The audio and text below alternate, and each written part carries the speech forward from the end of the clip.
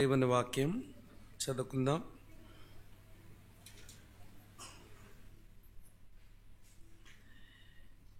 యోహాను రాసిన మొదటి పత్రిక 2వ అధ్యాయం. యోహాను రాసిన మొదటి పత్రిక 2వ అధ్యాయం 18వ వచనం. చిన్న పిల్లలారా, ఇది కడవరి గడియ. క్రీస్తు విరోధి వచ్చునని వింటిరి కదా. ఇప్పుడును అనేకులైన క్రీస్తు విరోధులు బయలుదేరి ఉన్నారు. ఇది కడవరి గడి అని దీని చేత తెలుసుకొనుచున్నాము. చిన్నపిల్లలారా, ఇది కడవరి గడియ. ఇది కడవరి గడి అని దీని చేత తెలుసుకొనుచున్నాము. అపోస్తలుడైన పౌలు కొరింథీయులకు రాసిన మొదటి పత్రిక 15వ అధ్యాయం 57వ వచనం ఇలా ఉంది. అయినను మన ప్రభువైన యేసుక్రీస్తు మూలముగా మనకు జయము అనుగ్రహించుచున్న దేవునికి స్తోత్రము కలుగునుగాక. అయినను మన ప్రభువైన యేసుక్రీస్తు మూలముగా మనకు జయం అనుగ్రహించుచున్న దేవునికి స్తోత్రము కలుగునుగాక. మరో స్థలములో ఒక 4 వచనాలు మార్చి చదువుదాం. నేను ఒక వచనం చదువుతాను, దయించి మీరు ఒక వచనం చదవండి. మొదటి యోహాను పత్రిక 5వ అధ్యాయం మొదటి 4 వచనాలు చెరొక వచనం చొప్పున చదువుదాం. యేసే క్రీస్తై ఉన్నాడని నమ్ము ప్రతివాడును దేవుని మూలముగా పుట్టి ఉన్నాడు. పుట్టించిన వానిని ప్రేమించు ప్రతివాడును ఆయన మూలముగా పుట్టిన వానిని ప్రేమించును.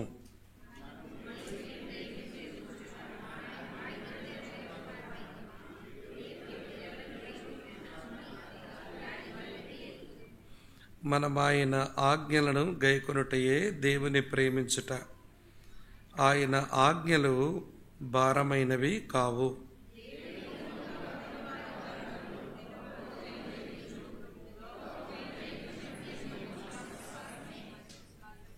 ప్రార్థన చేసుకుందాం. ప్రేమపూర్ణుడైన మా పరలోకపు మా ప్రియ తండ్రి, అత్యున్నతమైన సింహాసనంపై ఆసీనుడవైన దేవుడవు, నీ విశేష కనికరము చొప్పున మీరు మమ్మలను జ్ఞాపకం చేసుకుని మా అక్కరలు మా అవసరాలు తీరుస్తూ, వీటికి మించి మా విశ్వాస జీవితంలో మాకు ఆత్మ సంబంధమైన ప్రతి ఆశీర్వాదమును నీవు అనుగ్రహించిన దేవుడవు. మీకు స్తోత్రాలు, మీకు వందనాలు చెల్లించుకుంటూ నవంబర్ నెలంతా ఈ 30 దినాలు స్థానిక బెరాకా బ్లెస్సింగ్ చర్చ్లో మీరు అనుగ్రహించిన ఈ బైబిల్ తరగతులను బట్టి మీకు స్తుతి వందనాలు చెల్లిస్తూ ఉన్నాం. గత 28 దినాలు మీరు సహాయం చేస్తూ వచ్చారు. 29వ దినం నీ కనికరాన్ని కోరుతున్నాం. పగటిపూట పప్పుల మిల్లు స్థలంలోను, రాత్రిపూట ఇక్కడ స్థానిక సంఘంలోను మీ సన్నిధి మాకు సమృద్ధిగా అనుగ్రహించి నీ వాక్యములో నుండి అనేకమైన ఆలోచనలు, తలంపులు, సూత్రాలు, ఉదాహరణలు మా ముందుకు తీసుకుని వచ్చి మీరు మాతో మాట్లాడుతూ వచ్చిన నీ ప్రేమ కొరకు మీకు స్తోత్రం. నిన్ను నీ వాక్యాన్ని ప్రేమించిన మా ప్రియులు వారి పనిపాట్లను ముగించుకుని నీ మందిరానికి చేరి రాగలుగుతూ వచ్చారు. వారందరిని బట్టి మీకు స్తుతి వందనాలు చెల్లిస్తూ, ప్రభువా, ఈ దుష్ట దినాలలో నీ వాక్యమును మేము సరిగా అర్థం చేసుకుని మా జీవితంలోనికి వాటిని అన్వయించుకొని నీ వాక్య అభ్యాసం చేత మా జీవితాలు మెరుగుపరుచుకుని నీ కటాక్షం మా అందరిలా చూపుము. దేవా, నీ ముందు నిలిచి నీ ప్రజల ముందు నిలిచి నీ ప్రజలకు నీ వాక్యాన్ని బోధిస్తూ వీరికి బోధించిన తర్వాత నేను భ్రష్టుడను కాకుండానట్లు నాకు సహాయం చేయండి. అలాగనే మా ప్రియులు నా యొద్ద నుంచి ఈ సందేశాన్ని ఆలకించి ఆచరించక తమను తాము మోసపరుచుకోకుండా మీరు కృప చూపండి. మెట్టుకు స్థానిక సంఘం, సేవకుడు, వారి కుటుంబం, అలాగనే సంఘానికి చెందిన అన్ని కుటుంబాలను పేరు పేరు వరుసన మీరు ఆశీర్వదించి మేము సరి అయిన సత్య సంబంధమైన నీ వెలుగులో మేము సాగిపోవడానికి మీ కటాక్షం చూపము. గత 2 దినాలు నన్ను బలపరిచారు, మా ప్రియుల కొరకు వాడుకున్నారు. ఈరోజు కూడా నీ సహాయాన్ని కోరుతున్నాను, కనికరించు. యేసు ప్రభు పేర స్తోత్రించి మీకే ప్రార్థిస్తున్నాను తండ్రి. Amen, amen. కడవరి గడియ జయ జీవితం అనే శీర్షికలో మనం 3వ సందేశం మనం వినడానికి ఆయన సన్నిధికి మనం చేరి రాగలిగినాం. గత 2 దినాలు ఇది కడవరి గడియ అని మనం తెలుసుకోవడానికి ఎక్కడెక్కడ సూచనలు చూచి కడవరి గడియను గుర్తించమని ప్రభు చెప్పారో ఆ 3 స్థలాలలో మనం కడవరి గడియ సూచనలు మనం చూస్తూ వచ్చాం. కడవరి గడియ సూచనలు లోకాన్ని చూచి తెలుసుకోమన్నాడు ప్రభు. కడవరి గడియ సూచనలు సంఘములో చూచి తెలుసుకోమన్నాడు పౌలు భక్తుడు. అలాగనే ఇశ్రాయేలీలలో సూచనలు చూచి కడవరి గడియలను గుర్తించమన్నాడు ప్రభు అయిన యేసు భూమి మీద ఉన్నప్పుడు. మెట్టుకు కడవరి గడియలను మనం అర్థం చేసుకోవడానికి లోకము, సంఘము, ఇశ్రాయేలీలు ఈ 3 సూచనలు మనం చూచి గమనించవలసినటువంటి ఆవశ్యకత మనకుంది అనే విషయం మనం మర్చిపోకూడదు. సరే, నిన్న మొన్న మీతో చెప్పినట్లు ఈరోజు కూడా లోకములో చూస్తే కడవరి గడి యొక్క ఒక సూచన అదేంటి అనంటే ఎక్యూములేటింగ్ ఆఫ్ ద వెల్త్, సంపదలను సమకూర్చుకుని ఒక పిచ్చిలో మనుషులు బ్రతుకుతూ ఉంటారు.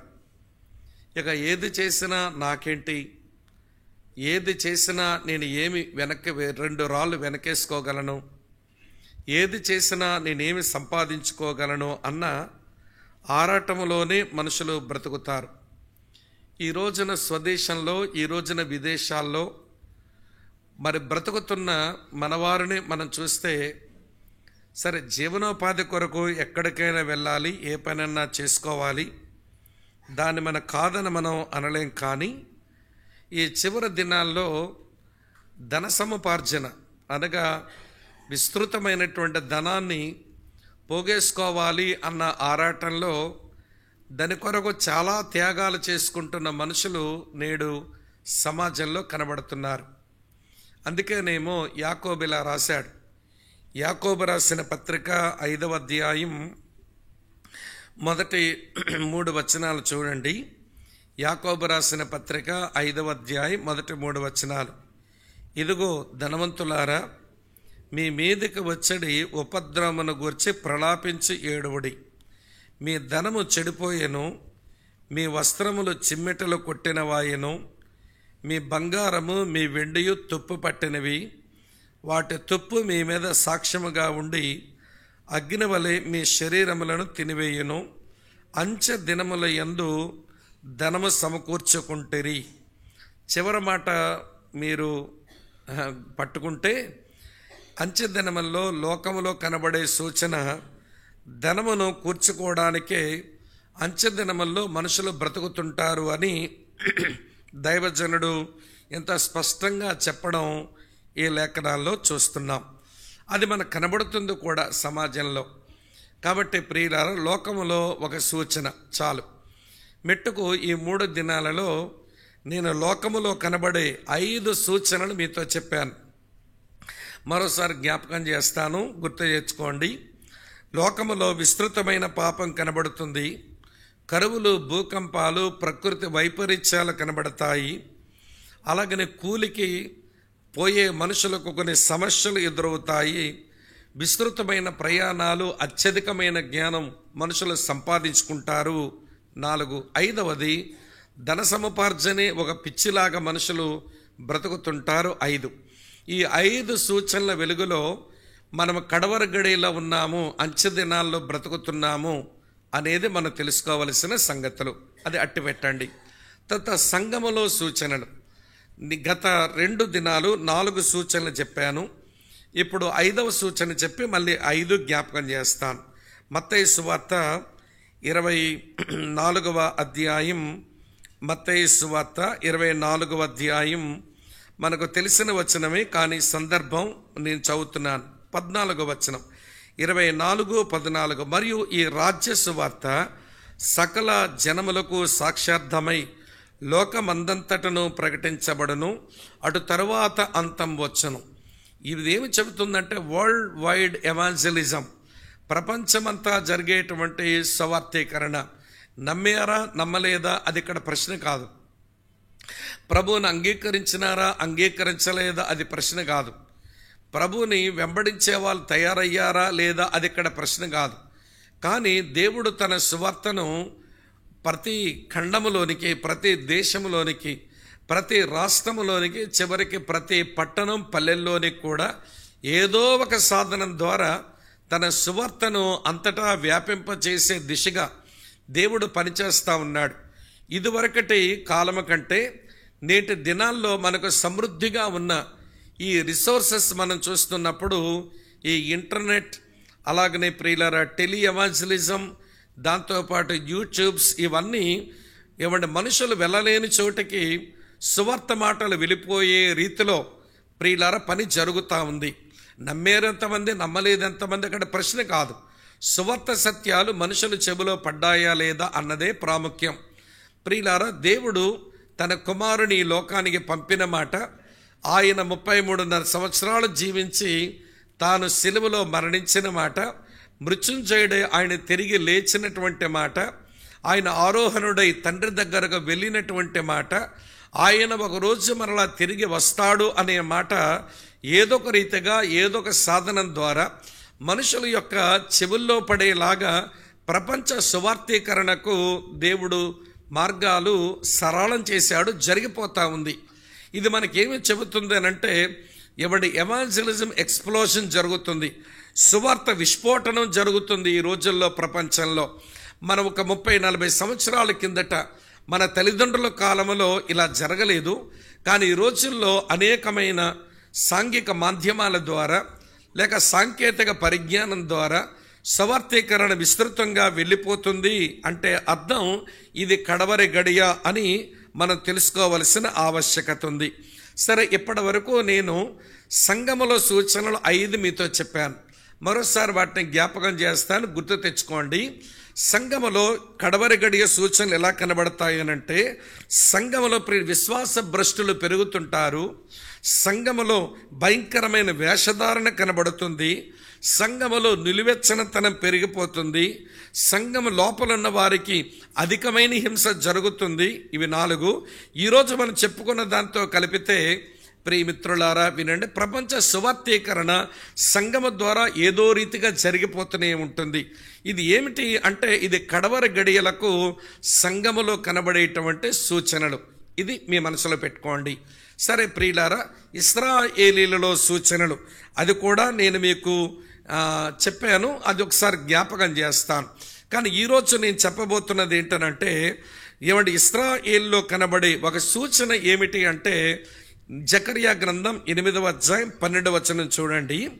జకర్యా గ్రంథం 8వ అధ్యాయం 12వ వచనంలో, సమాధాన సూచకమైన ద్రాక్ష చెట్టు ఫలమిచ్చును, భూమి పండును, ఆకాశము నుండి మంచు కురియను, ఈ జనులలో శేషించిన వారికి వీటన్నిటినీ నేను స్వాస్థ్యముగా ఇత్తును, ఇదే సైన్యములకు అధిపతియగు యెహోవా వాక్కు.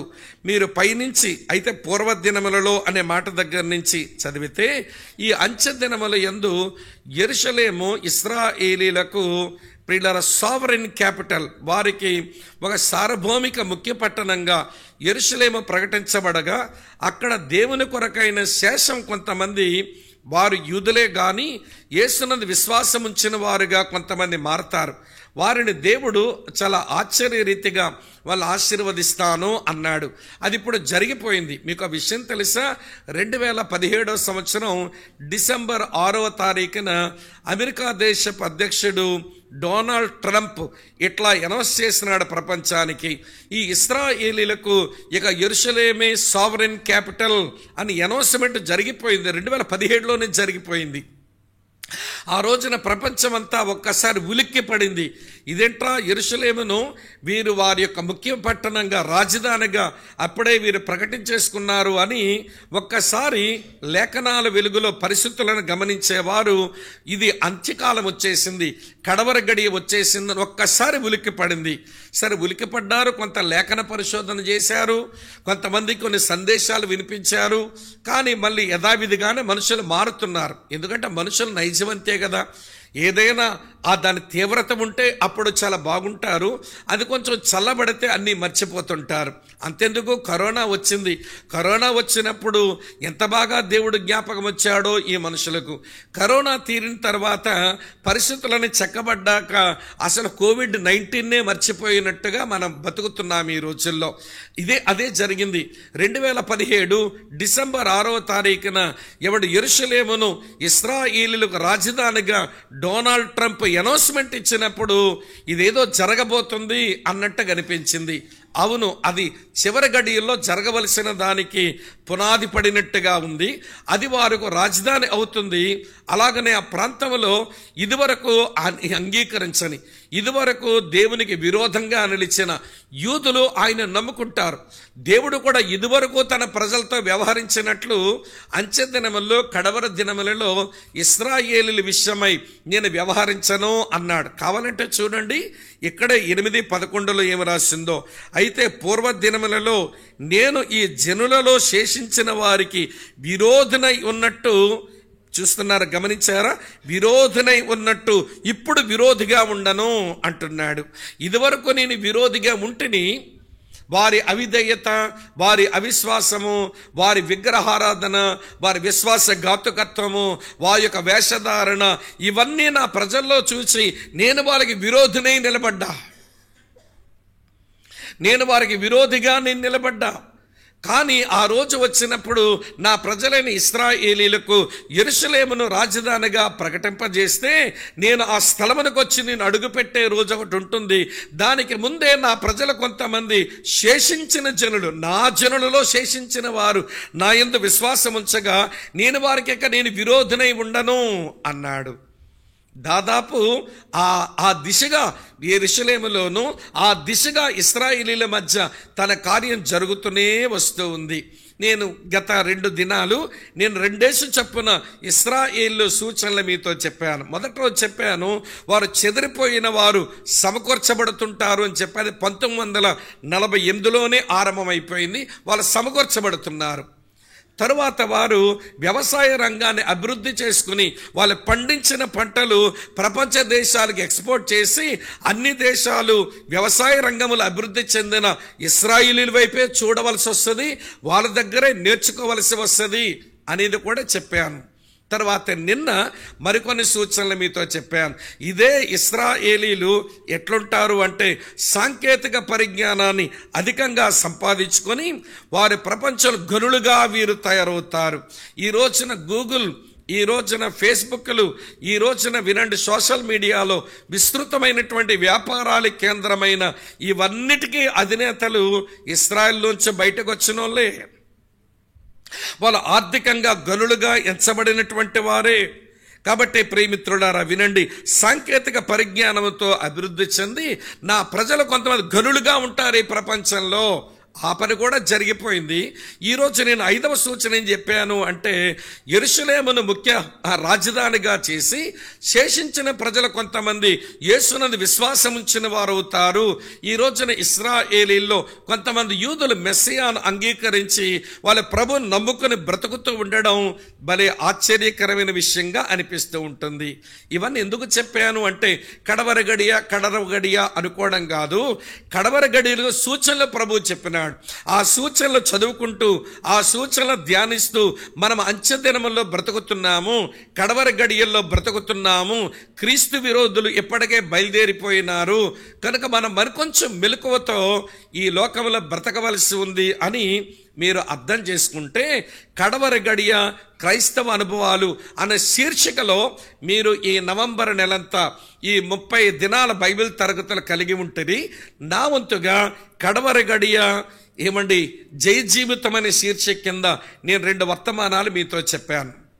మొదటి రోజు నా సందేశంలో చెప్పాను, యేసుక్రీస్తు మూలముగా జయం. అమ్మా వింటున్నారు కదూ? అది నిన్న మీతో చెప్పినటువంటి విషయం. కనుక యేసుక్రీస్తు మూలముగా జయం ఎలాగ సంప్రాప్తమవుతుందో నేను చెప్పాను. తర్వాత నిన్నటి రోజున జయము పొందడానికి యేసుక్రీస్తుతో కలిసి పోరాటాన్ని చెప్పాను. యేసుక్రీస్తుతో కలిసి చేయవలసిన పోరాటాన్ని చెప్పాను. ఈ పోరాటంలో కూడా చాలా అనుభవాలు మనం నేర్చుకుంటూ వచ్చాము. ఈ రోజున వినండి ప్రియమైన స్నేహితులారా, ఇప్పుడు ఇదే యేసుక్రీస్తు మూలముగా పాపమును జయించి, లోకమును జయించి, సాతానును జయించి మెట్టుకు మనం ఈ 3 శత్రువుల మీద జయ జీవితం అనుభవించడం కొరకు కొన్ని ప్రాముఖ్యమైన పాఠాలు చెప్పి నేను ముగించేస్తాను. నా వంతు పని మీతో ముగిస్తుందన్నట్టు. మొదటి యోహాను పత్రిక 5వ అధ్యాయం 1వ వచనం నుంచి 4వ వచనం వరకు చదివాము. ప్రియులారా, ఇందులో ప్రాముఖ్యంగా లోకము, పాపము, సాతానును జయించు నిమిత్తం మనం నేర్చుకోవలసిన కొన్ని పాఠాలు మనం నేర్చుకుందాం. యోహాను మొదటి శతాబ్దపు ఆ క్రైస్తవులకి మాటలు రాశాడు. మీకు ఒక సీరియస్ విషయం చెప్పనా? వినండి ప్రియులు. 90 సంవత్సరాలు పైబడిన ముసలాయన, వింటున్నారా మీరంతా? ఎన్ని సంవత్సరాలు పైబడిన వాడు? 90 సంవత్సరాలు పైబడిన ముసలాయన, 60 సంవత్సరాల క్రైస్తవుడు, 60 సంవత్సరాల క్రైస్తవ సంఘానికి 105 వచనాలతో 5 అధ్యాయాలు రాసి ఈ కడవరి గడియలో మీరెట్లా బ్రతకండి, ఇలా జయ జీవితం కలిగి ఉండండి అని రాసినాడు. మళ్ళీ చెప్పనా? 90 సంవత్సరాలు పైబడిన ముసలాయన, 60 సంవత్సరాల క్రైస్తవుడు, 60 సంవత్సరాల క్రైస్తవ సంఘానికి 105 వచనాలతో 5 అధ్యాయాలుగా వ్రాసి ఆ మొదటి శతాబ్దపు క్రైస్తవుల చేతిలో పెట్టాడు. మీకు మరో విషయం చెప్పాలి. మొదటి యోహాను పత్రిక ఇది సార్వత్రిక పత్రిక, ఒక స్థానిక సంఘానికి రాయబడింది కాదు. ఏ సంఘం పేరు ఇందులో ప్రస్తావించబడదు. ఇది లోకల్ చర్చికి రాయబడింది కాదు, ఇది యూనివర్సల్ చర్చికి రాయబడిన పత్రిక. అంటే క్రైస్తవులు అందరూ చదవాలి. ఇది ఒక ఊర్లో ఉన్న సంఘానికి వ్రాయబడిన పత్రిక అయితే కాదు, అందుకే ఊరు ప్రస్తావన లేదు. అలాగనే ఒక వ్యక్తికి రాయబడిన పత్రిక కూడా కాదు, ఇది పర్సనల్ లెటర్స్ కానీ కాదు. కానీ ప్రియులారా, క్రైస్తవులందరూ, ప్రపంచ క్రైస్తవులందరూ చదవలసిన పత్రికను ఆయన రాశాడు. ఈ 4 వచనాలు మీకు చెప్పే ముందు, ఈ కడవరి గడియలో నింత ముసలివాడును ఈ పత్రిక ఎందుకు రాయవలసి వచ్చింది అని అంటే, దానికి ఒక 4 మంచి కారణాలు భక్తుడు చెప్పాడు. అది చూపించి లోపలికి వచ్చేస్తాను. ఈ 90 సంవత్సరాల ముసలాయన, 60 సంవత్సరాల క్రైస్తవుడు, 60 సంవత్సరాల క్రైస్తవ సంఘానికి 105 వచనాలతో 5 అధ్యాయాలతో వ్రాశాడు అంటే ఆ వయసులో సీరియస్గా మనం తీసుకోవద్దు. నేను ఈ రోజుల్లో ఒక మాట 2 సార్లు వాడాను ఇప్పటికే. దేవుడు దేన్ని సీరియస్గా చూస్తున్నాడో దాన్ని మనం సిల్లీగా చూడకూడదు. 90 సంవత్సరాలు పైబడిన ముసలాయనతో సార్వత్రిక సంఘానికి దేవుడి పత్రికను రాయించాడనంటే ఇది చాలా సీరియస్ మ్యాటర్. ఇది కడవరి గడియలో సంఘం మెలకువతో బ్రతకడానికి ఆయన రాసినటువంటి సీరియస్ లెటర్, సీరియస్ మ్యాటర్ ఇందులో ఉంది. మన సిల్లీగా దీన్ని చూడడానికి ప్రయత్నం చేయకూడదు. సరే, ఇంతకీ ముసలాయన నేను ఎందుకు పత్రిక రాయవలసి వచ్చిందో అని కారణాలు ఆయనే చెప్పాడు. ముందు ఆ కారణాలు చూసిన తర్వాత సాతానుతోనూ, అలాగనే పాపముతోనూ, అలాగనే లోకముతోనూ పోరాడి మన ఆధ్యాత్మిక జీవితం జయ జీవితంలోకి ఉంచుకోవడానికి ఆయన ఇచ్చిన సూచనలు ఒక 4 చెప్పే ముగిస్తాను. ఇప్పుడు 4 కారణాలు చెప్తాను, తర్వాత 4 జయ జీవితానికి 4 సూచనలు చెప్తాను. రండి. మొదటి కారణం ఏమన్నాడనంటే, మొదటి యోహాను పత్రిక 5వ అధ్యాయం 13వ. నేను చెప్పిన ప్రతి వచనం మీరు అండర్లైన్ చేసుకోవలసిన వచనమే. నేను చెప్పిన ప్రతి వెర్స్ మీరు అండర్లైన్ చేసుకోవాలి. ఇది ఎందుకంటే అది ప్రాముఖ్యమైన ప్రధానమైన విషయం కాబట్టి. చదువుతున్నాను వినండి. 5:13 ఏమన్నాడనంటే, దేవుని కుమారుని నామమందు విశ్వాసముంచు మీరు నిత్య జీవము గలవారని తెలుసుకున్నట్లు నేను ఈ సంగతులు మీకు వ్రాయిచున్నాను. ఎందుకు ఈ విషయాలు రాశాను ఇంత ముసలోడినయ్యుండి అంటే, టు ప్రొవైడ్ ఎష్యూరెన్స్, మీకు నిశ్చయతను మీకు కలిగించడానికి. నేను 60 సంవత్సరాల క్రైస్తవ సంఘాన్ని నేను గమనిస్తుంటే, ఈ సంఘంలో కొంతమంది రక్షణ పొందలేదు కానీ పొందినామనుకుంటున్నారు. మరికొంతమంది రక్షణ ఏమండి అమ్మ పొంది కూడా పొందలేదు అనుకుంటున్నారు. పొందలేని వారు పొందేమనుకుంటున్నారు, పొందిన వారేమో పొందలేదు అనుకుంటున్నారు. ఒకరేమో మోసపోతున్నారు, మరొకరేమో ఆనందించలేకపోతున్నారు. పొందినవాడు రక్షణ పొందేననుకుంటే తను మోసం చేసుకుంటున్నాడు. వాడు రక్షణ పొందింది ఈ సహోదరి, కానీ పొందలేదు అనుకుంటుందంటే దేవునిలో ఆనందించలేనిది అయిపోయింది ఈ సహోదరి. ఈ రెండు ప్రమాదమే. ఈ రెండు ఎక్స్ట్రీమ్స్ దేవుని పిల్లల జీవితంలో కనబడకూడదు. పొందలేదనుకోవడం ప్రమాదమే, పొందినామనుకోవడం కూడా ప్రమాదమే. అలాంటి గుంపులు తయారైపోయిన సంఘాలలో. అందుకనే మీకు రక్షణ నిశ్చయత కలుగు నిమిత్తమై టు ప్రొవైడ్ ఏమండి assurance of salvation I right this. నేను ఇది అందుకు రాసిన. 90 సంవత్సరాల పైబడిన ముసలోడిని నేను ఎందుకు రాయవలసి వచ్చిందంటే అందుకు అన్నాడు. రెండో కారణం చెప్తాను రండి. మీరు నాతోనే ఉన్నారా? ఏంటి ఏదో చెప్పడం లేదు మీరు? ఉన్నారా? మంచిదైతే కొంచెం మాట్లాడుతూ ఉండండి. అంటే కళ్ళు కనబడడం లేదని అడగండి. నా కళ్ళు కనబడుతున్నాయి, మీరు ఎక్కడ ఉన్నారు, మనుషులు మనసు ఎక్కడ ఉందో లేదో అడుగుతున్నారు అన్నమాట. రెండో సంగతి చెప్తాను రండి. 1 యోహాను పత్రిక 2వ అధ్యాయం చూస్తారా? 26వ వచనం ఇలా రాసి ఉంది, మిమ్మును మోసపరచు వారిని బట్టి ఈ సంగతులు మీకు వ్రాసి ఉన్నాను. టు ప్రొటెక్ట్ బిలీవర్స్, విశ్వాసులైన మీరు మిమ్మల్ని మీరు కాపాడుకొనుటకు మోసపరిచే వాళ్ళ వలన మోసపోకుండా నిమిత్తం నేను పత్రిక రాయవలసి వచ్చింది.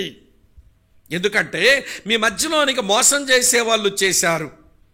వాళ్ళ బోధలు సత్యాన్ని అనుసరించి లేవు. అక్క చెల్లి తమ్ముడన్నా వినండి, మీరు ఏదైనా బోధే కదా అని చవకబారు చిల్లర రాజీ పడే మాటలు మాట్లాడకూడదు. ఈ రోజున క్రైస్తవులకు పట్టిన ఒక బలహీనత ఏంటి? ఏదైనా వాక్యమే కదా అంటారు. అలా అనకండి. ఏదైనా వాక్యం అవ్వదు. ఏవైనా పాలే అని జిల్లేడు పాలు తాగుతావా నీవు? ఏం జిల్లేడు పాలు తెల్లగా ఉండవా? పాలేం తాగితే చచ్చూరుకుంటావు. కనుక వినండి, ఏదైనా వాక్యమే కదండి, ఏదైనా బోధే కదండి అని చెప్పి మోసపోవద్దు. మిమ్మల్ని మోసపరిచే వాళ్ళు కొంతమంది మీ మధ్యలోకి బయలుదేరారు. ఒకడంటాడు యేసు ప్రభువుకు దేహం లేదు, శరీరధారి కాడాయన అంటున్నాడు. మరొకడు అంటున్నాడు ఆయనలో దైవత్వమే లేదు అంటున్నాడు. యేసులో మానవత్వం లేదని అనుకున్నా, యేసులో దైవత్వం లేదని అనుకున్నా, యేసు మన పాపాల కొరకు చనిపోయి మనకు పాపక్షమాపణ తేవడానికి ఆయన సరిపోడు. ఈ ప్రాబ్లం అప్పుడే వచ్చేసింది 60 సంవత్సరాల క్రైస్తవ సంఘంలో. అందుకే ఈ మాట అన్నాడు. చూడండి, మోసపరిచే వాళ్ళు ఏమని చెప్తున్నారో చదువుతున్నాను వినండి ప్రియులారా. మీ కొరకే చదువుతున్నాను. 1 యోహాను పత్రిక 2వ అధ్యాయం 22వ వచనం చూడండి. యేసు క్రీస్తు కాడని చెప్పువాడు తప్ప ఎవడబద్ధికుడు, తండ్రిని కుమారుని ఒప్పుకొనని వీడే క్రీస్తు విరోధి. వింటున్నారా తల్లి? మళ్ళీ 4వ అధ్యాయం 2వ వచనం చూడండి. యేసుక్రీస్తు శరీరధారియే వచ్చనని ఏ ఆత్మ ఒప్పుకొనునో అది దేవుని సంబంధమైనది, ఏ ఆత్మ యేసును ఒప్పుకొనదో అది దేవుని సంబంధమైనది కాదు. కొంతమంది ఏమో యేసులో దైవత్వం లేదు, ఆయన క్రీస్తు కాడంటున్నారు. మరికొంతమంది ఏమో యేసు శరీరధారి కాడు, ఆయన మనుషుడు కాదంటున్నాడు. ఆయన దేవుడు కాకపోయినా, ఆయన మనిషి కాకపోయినా మన పాపక్షమాపణ కొరకు దేవునికి మనకు మధ్యలో మధ్యవర్తిగా ఉండడానికి ఆయన సరిపోయిన వాడు కాలేడు. ఇరు వర్గాల మధ్య ఒక వ్యక్తి మధ్యవర్తి కావాలంటే ఇరు వర్గాలకి చెందినోడై ఉండాలి. దేవునికి మనకు మధ్య శత్రుత్వం ఉంది. దేవునికి మనకు మధ్యవర్తత్వం చెయ్యాలనంటే మధ్యలోకి వచ్చిన వాడు దైవత్వానికి దేవుడై ఉండాలి, మానవత్వానికి మనిషి అయి ఉండాలి. అలా ఉన్నవాడు యేసు ప్రభు తప్ప ప్రపంచంలో వేరొకడు ఎవడునూ లేడు. సోదరి స్నేహితులారా వినండి, దైవత్వానికి దేవుడు ఆయన, మానవత్వానికి మనిషి ఆయన, ఆయన దైవనరుడు. అందుకే పౌలు ఈ మాట రాశాడు. 1 తిమోతి పత్రిక 2వ అధ్యాయం 5వ వచనం ఉంటుంది, దేవుడు ఒక్కడే, దేవునికి నరులకున్న మధ్యవర్తి ఒక్కడే, ఆయనే క్రీస్తు యేసున నరుడు అన్నాడు. అమ్మ, అర్థమవుతున్నదా విషయం? మిమ్మల్ని మోసం చేసే వాళ్ళు ఏమంటున్నారు? ఆయన క్రీస్తు కాడు అంటే దేవుడు కాదంటున్నారు. మరొకళ్ళు మన శరీరధారతో రాలేదని మనిషి కాదంటున్నారు. ఈ మోసం చేసే వాళ్ళు సత్యము నుంచి మిమ్మల్ని ఎవరిని పెడత్రోవ పట్టిస్తున్నారు. అక్కా చెల్లి తమ్ముడన్నా వినండి, దేవుని వాక్య సత్యం విషయమై 4 అనుభవాలు నేర్చుకోవాలి మనం. వరుసగా చెప్తాను దీనికి సంబంధించి. ఇది ఆ 4 అనుభవాలు లేకపోతే మనల్ని మనమే మోసం చేసుకుంటాం, మోసపరిచే వాళ్ళకి మనం అప్పగించేసుకుంటాం. మోసమాడు చేస్తే చేశాడు కానీ మోసపోవడం నీది నేరమే కదా. ప్రతి దాన్ని పరీక్షించమన్నాడు. ప్రతి ఆత్మ దేవుని సంబంధమైనదో అది కాదో పరీక్షించుకోమన్నాడు కనుక నువ్వు మోసపుచ్చుకోకూడదు, నువ్వు మోసపోకూడదు. కనుక సత్యం విషయమై, వాక్య సత్యం విషయమై దేవుని పిల్లలకు ఉండవలసిన 4 అనుభవాలు చెప్తాను, రాసుకోండి. మొదటి అనుభవం ఏంటనంటే వెల్కమింగ్ ద ట్రూత్, సత్యమును స్వాగతించండి. ఏం చేయాలంటమ్మా? సత్యం మీ ముందుకు వస్తుంది, సత్యం అని మీకు అర్థమైతే స్వాగతించండి, ప్రేమతో స్వీకరించడానికి. అది మొదటి మాట. రెండవ మాట ఏంటనంటే సత్యమందు నడుచుకోండి, వాకింగ్ ఇన్ ద ట్రూత్, సత్యములో నడుచుకోండి. ఇది మంచి అనుభవం, సత్యమందు నడుచుకోవడం మంచి అనుభవం. మూడవ అనుభవం ఏంటనంటే సత్యము కొరకు పోరాడండి, వార్ఫేర్ ఫర్ ఫెయిత్. ఏమంటే ట్రూత్, ఏమంటే సత్యము కొరకు మీరు పోరాటం చేయండి, లేదా విశ్వాస సత్యాల కొరకు పోరాటాలు చేయండి అన్నాడు. యోధా పత్రిక కూడా అందుకే రాశాడు ఆయన, సత్యం కొరకు పోరాటాలు చేయండి. మూడో సంగతి. 4వ సంగతి చెప్తాను వినండి, సత్యము కొరకు సాక్షులవ్వండి, విట్నెసెస్ ఫర్ ద ట్రూత్. సత్యము కొరకు సాక్షులవ్వండి. అప్పుడే మనం మోసపోకుండా మన జీవితాలను మనం కాపాడుకునే వాళ్ళం అవుతాం. సత్యమును స్వాగతించండి, సత్యమందు నడుచుకునండి, సత్యము కొరకు పోరాడండి, తర్వాత సత్యం కొరకు సాక్షులవ్వండి. ఈ 4 అనుభవాలతో ఉన్నప్పుడు నువ్వు మోసగించబడవు. నేను ఎందుకే పత్రిక రాయాల్సి వచ్చింది? 90 సంవత్సరాలు పైబడిన ముసలోడినంటే మీరు సత్యము నుంచి వైదొలిగేలాగా మారుతున్నారు, మిమ్మల్ని మోసపరిచేవారు వచ్చేశారు. అందుకని మీరు వాక్య సత్యంతో మిమ్మల్ని మీరు కాపాడుకుంటారని ఈ 90 సంవత్సరాల పైబడిన ముసలోడిని ఈ పత్రిక మీకు రాయవలసి వచ్చింది. మొదటి మాట, అమ్మా వింటున్నారు కదూ, మొదటి మాట మీకు రక్షణని చేత కలిగించు నిమిత్తం. రెండవ మాట మీరు మోసపోకుండా మిమ్మల్ని మీరు కాపాడుకునే నిమిత్తం ఈ పత్రిక రాసా. మూడో సంగతి చెప్తాను రండి. 1 యోహాను పత్రిక 2వ అధ్యాయం 1వ వచనం. 1 యోహాను పత్రిక 2వ అధ్యాయం 1వ వచనం. నా చిన్నపిల్లలారా, మీరు పాపము చేయకుండుటకై ఈ సంగతులు మీకు వ్రాయుచున్నాను. ఎందుకు రాసా? To prevent sin. మీరు పాపం చేయకుండా ఉండాలని రాస్తున్నాను ఈ పత్రిక. అమ్మ, అర్థమవుతున్నదా? To prevent sin. ఒక విషయం చెప్తాను వినండి. యేసు ప్రభు నమ్మి మారు మనసు పొంది రక్షించబడిన తర్వాత నేనేమీ పాపం చెయ్యనండి, నేను చెయ్యలేదండి, నాలో పాపమే లేదండి అని ఎప్పుడు చెప్పొద్దు. ఎందుకంటే పచ్చి అబద్ధపు మాటలు అవన్నీ. పైన చూడండి ఏమి రాసిందో. 1 యోహాను పత్రిక 1:8 అంటాడు, మన పాపము లేనివారమని చెప్పుకున్నట్లయితే మనల్ని మనమే మోసపుచ్చుకుంటాము. పాపం లేదని చెప్పకండి. రక్షించబడ్డావు కానీ నువ్వు రక్షించబడిన పాపివి, నీ లోపల పాప స్వభావం ఇంకా నిలిచి ఉంది. నువ్వు అబద్ధం చెప్పొద్దు, నిన్ను మోసం చేసుకోవద్దు. నేను పాపం చేయలేదని మీరు చెప్పకండి, నాలో పాపం లేదని కూడా చెప్పండి. 10వ వచనం చూడండి ఏమన్నాడు, మనం పాపం చేయలేదని చెప్పుకున్నట్లయితే ఆయన అబద్ధికునిగా చేసిన వారమవుతాము. పాపం లేదని చెప్పొద్దు, పాపం చేయలేదని చెప్పొద్దు. కాబట్టి మీలో పాపం చేసే స్వభావం ఉంది, మీరు పాపం చేసే అవకాశాలు మీ చుట్టూ ఉన్నాయి గనక మీరు పాపం చేయకుండా పవిత్రంగా ఉండాలని ఈ సంగతులన్నీ రాశాను. పాపం చేయడానికి మీ లోపల పాప స్వభావం ఉంది.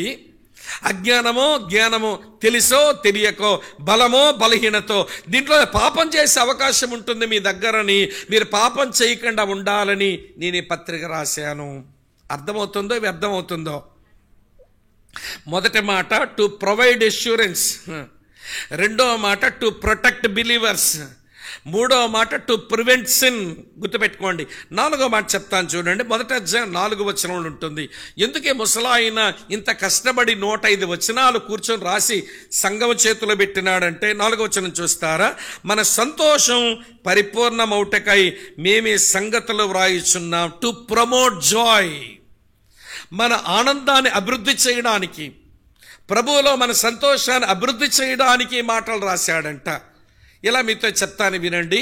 నిజ క్రైస్తవ భక్తి ఎలా ఉంటుంది అనంటే, దేవునిలో మనం ఆనందించగలగాలి, దేవుడు కూడా మనలో ఆనందించగలగాలి. ఈ రెండు జరిగితేనే నువ్వు ఆధ్యాత్మికంగా ఉన్నట్టు లెక్క. దేవుడు నీలో ఆనందించగలిగి, ఇదిగో ఈమె నా ప్రియకుమార్తె, ఈమె యందు నేను ఆనందిస్తున్నాను, ఇదిగో ఈయనే నా ప్రియకుమారుడు, ఈయన యందు నేను ఆనందిస్తున్నాను అని దేవుడు చెప్పగలగాలి. అలాగే మనం కూడా దేవా మేము నీలో ఆనందిస్తున్నామని చెప్పాలి. దేవుని పిల్లలకు ఎప్పుడు దేవుల్లో ఆనందించడం రాదు.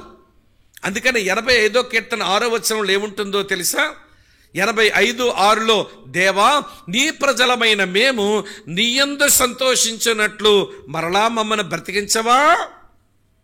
మేము చచ్చిపోయాము నీలో ఆనందించలేక, నీలో ఆనందించక మేము చచ్చిపడున్నాం, నీలో ఆనందించినట్లు మరోసారి మమ్మల్ని బ్రతికించవా అని దైవజనుడు ఆలాపించి ప్రార్థన చేయటం ఆ వచనంలో కనబడుతుంది. మెట్టుకు మనం నేర్చుకోవలసిన విషయం ఏంటనంటే, దేవుడు నీలో ఆనందించగలగాలి, నీవు దేవుల్లో ఆనందించగలగాలి. మనం దేవునిలోనే ఆనందించడం నేర్చుకోవాలి. ఎలా చెప్తాను వినండి. ఈనాటి క్రైస్తవ్యానికి మనకే ఉన్న ఒక భయంకరమైన బలహీనత ఏంటనంటే, దాతలో ఆనందించం కానీ దానములు ఆనందిస్తాం,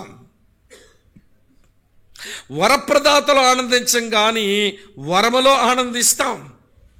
అంతెందుకండి, ఇల్లు కట్టుకున్నారండి, మనం పోయాము, ప్రార్థన చేసాం, అమ్మ వెళ్ళొస్తామంటే చూడండి బ్రదరు ఇల్లంతా డిజిటల్ మార్బుల్ వేసాం బ్రదర్, కబ్బోర్డ్ వర్క్ ఎంత బాగా చేయించామో చూడండి బ్రదర్, సీలింగ్ ఎంత బాగా చేయించామో చూడండి బ్రదర్, అంతా ఫర్నిచర్ అలా సర్దేమో చూడండి బ్రదర్. ఒక అమ్మగారు అయితే గుంటూరులో వాష్రూమ్ కూడా చూడమంటుంది. సుధాకర్ అన్న మొన్న వచ్చి మీ మధ్యకు, సుధాకర్ అన్న సిద్దిపేట ప్రకాశ్ అన్న పోతే గుంటూరులో ఒకరి ఇంటికి వాష్రూమ్ కూడా చూడమంటుందట. అమ్మ ఎందుకులే తల్లి, నిలబడి ప్రార్థన చేసి వెళ్తామంటే, అది చూడకుండా ఎట్లా వెళ్ళిపోతారన్నా, నేను విదేశం నుంచి తెప్పించాను టబ్బు, ఫారెన్ నుంచి వచ్చిందంట టబ్బు, ఏమంటే ఆ టబ్బులో జలకాలు ఆడడం కొరకు మొత్తం పెట్టించిందట, చూడాలి మీరు ఒకసారి.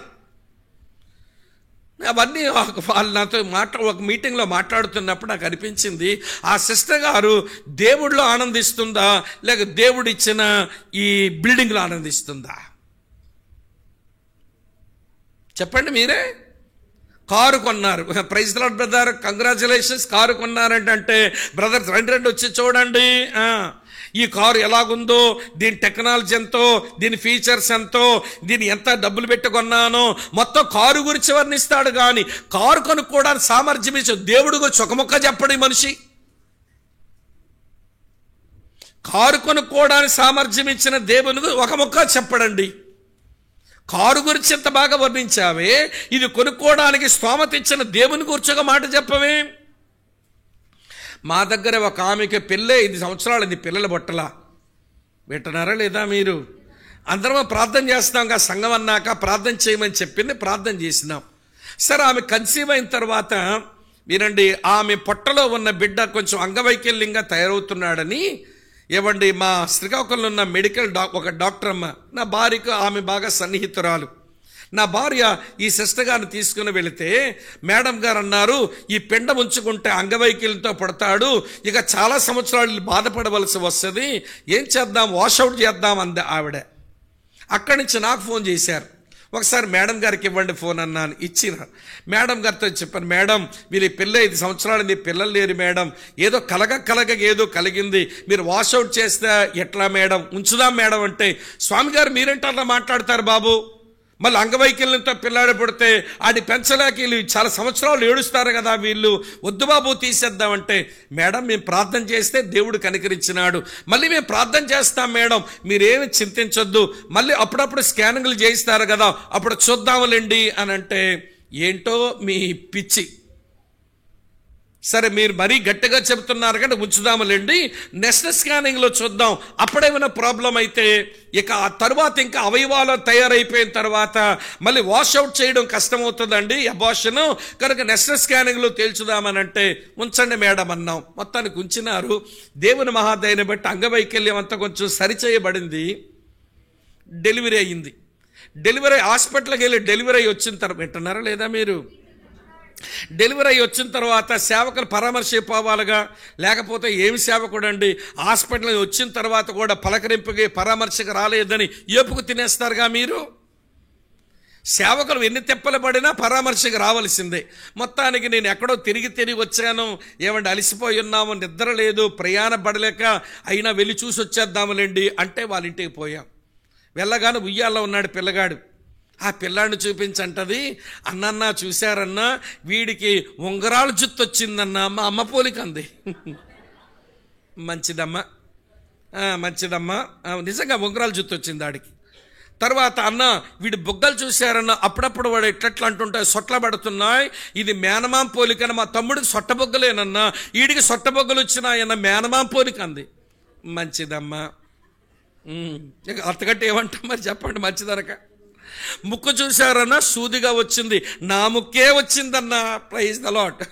అమ్మండి ముక్కేమో అమ్మ పోలికి వచ్చిందంట చెప్పి మురిసిపోతుంది మా సిస్టర్ గారు. మంచిదమ్మా. ఇంకో విషయం చెప్పనన్నా, వీడి కాళ్ళు చేతులు గోర్లు చూడండి అన్నా, మా డాడీ గోర్లు ఇలానే ఉంటాయన్నా అంది. అప్పుడు ఉయ్యాల దగ్గర నిలబడిన నాకు 2 ప్రశ్నలు వచ్చినాయి.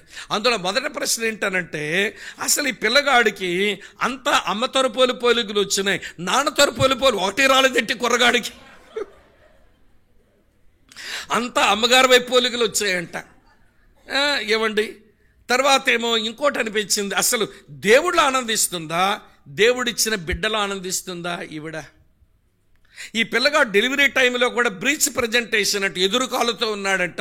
డెలివరీ చాలా కష్టం అన్నారు. హాస్పిటల్లో ఉంచిన తర్వాత దేవుడు చేసిన మహా అద్భుతం ఏంటో, కత్తి ఘాటు కూడా పడకుండా, సిజరన్ అవ్వకుండా, ఏమండి ఫ్రీ డెలివరీ అయ్యింది మహాతల్లి. దేవుడు ఎట్లా చేసినాడో ఆ విషయంలో కార్యం. అలా కార్యాలు చేసిన దేవుని గురించి ఆవిడ నోట్లోంచి ఒక మొక్క లేదండి.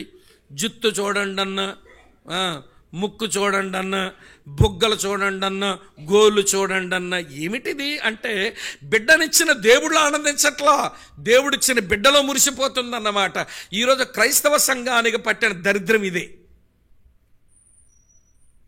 దాతలు ఆనందించవో దానములు ఆనందిస్తావు, వరప్రదాతలు ఆనందించే వరములు ఆనందిస్తావు. మీరే మీ లైఫ్ చెక్ చేసుకోండి, అసలు దేని మీద ఉంది మన ఆనందం. మీరు చూసుకుంటే దేవుడు ఇచ్చిన వాటి మీద నిలబడిపోతుంది మన ఆనందం, ఇచ్చిన దేవుని మీద నిలబడడం లేదు మన ఆనందాలు. ఎంత విచారమో, ఎంత విచారమో. నేను ఎందుకు రాశాను పత్రిక తెలుసా? మీ సంతోషం పరిపూర్ణమగు నిమిత్తమై రాశాను. టు ప్రమోట్ జాయ్, దేవునిలో మీ ఆనందం అభివృద్ధి చెందాలని రాశానన్నాడు. ఈ 4 మంచి కారణాలు మీ మనసులో పెట్టుకోండి. మళ్ళీ చెప్తాను. రక్షణ నిశ్చేత కలుగు నిమిత్తం, మీరు మోసపోకుండా కాపాడుకునే నిమిత్తం, మీరు పాపం చేయకుండా ఉండు నిమిత్తం, మీ సంతోషం పరిపూర్ణమగు నిమిత్తం, 90 సంవత్సరాల పైబడిన ముసలోనైనా దేవుని ఆత్మ ప్రేరేపించగా ఈ మాటలు రాశాను. ఇది కడవరి గడియ. చెప్పండి, ఇంటమిది కడవరి గడియ. కాబట్టి జై జీవితం జీవించండి అని 1 యోహాను పత్రిక 5వ అధ్యాయం 1-4 వచనాలలో జై జీవితానికి 4 చిట్కాలు ఇచ్చినాడు ఆయన. అది పాపమును జయించడానికైనా, లోకమును జయించడానికైనా, దుష్టుని జయించడానికైనా ఈ 4 సూత్రాలే. వినండి. మొదటి సూత్రం ఏంటనంటే చెప్తాను, వినండి. 5వ అధ్యాయం 1వ వచనం, యేసే క్రీస్తయ్యున్నాడని నమ్ము ప్రతి వాడును దేవుని మూలంగా పుట్టి ఉన్నాడు. మళ్ళీ 4వ వచనంలో, దేవుని మూలంగా పుట్టిన వారంతా లోకమును జయించుదురు, లోకమును జయించిన విజయం మన విశ్వాసమే అన్నాడు. కొంచెం 5వ వచనం కూడా చూడండి, బాగుంటుంది. యేసు దేవుని కుమారుడు నమ్మువాడు తప్ప లోకమును జయించువాడు మరి ఎవడు అని అంటాడు.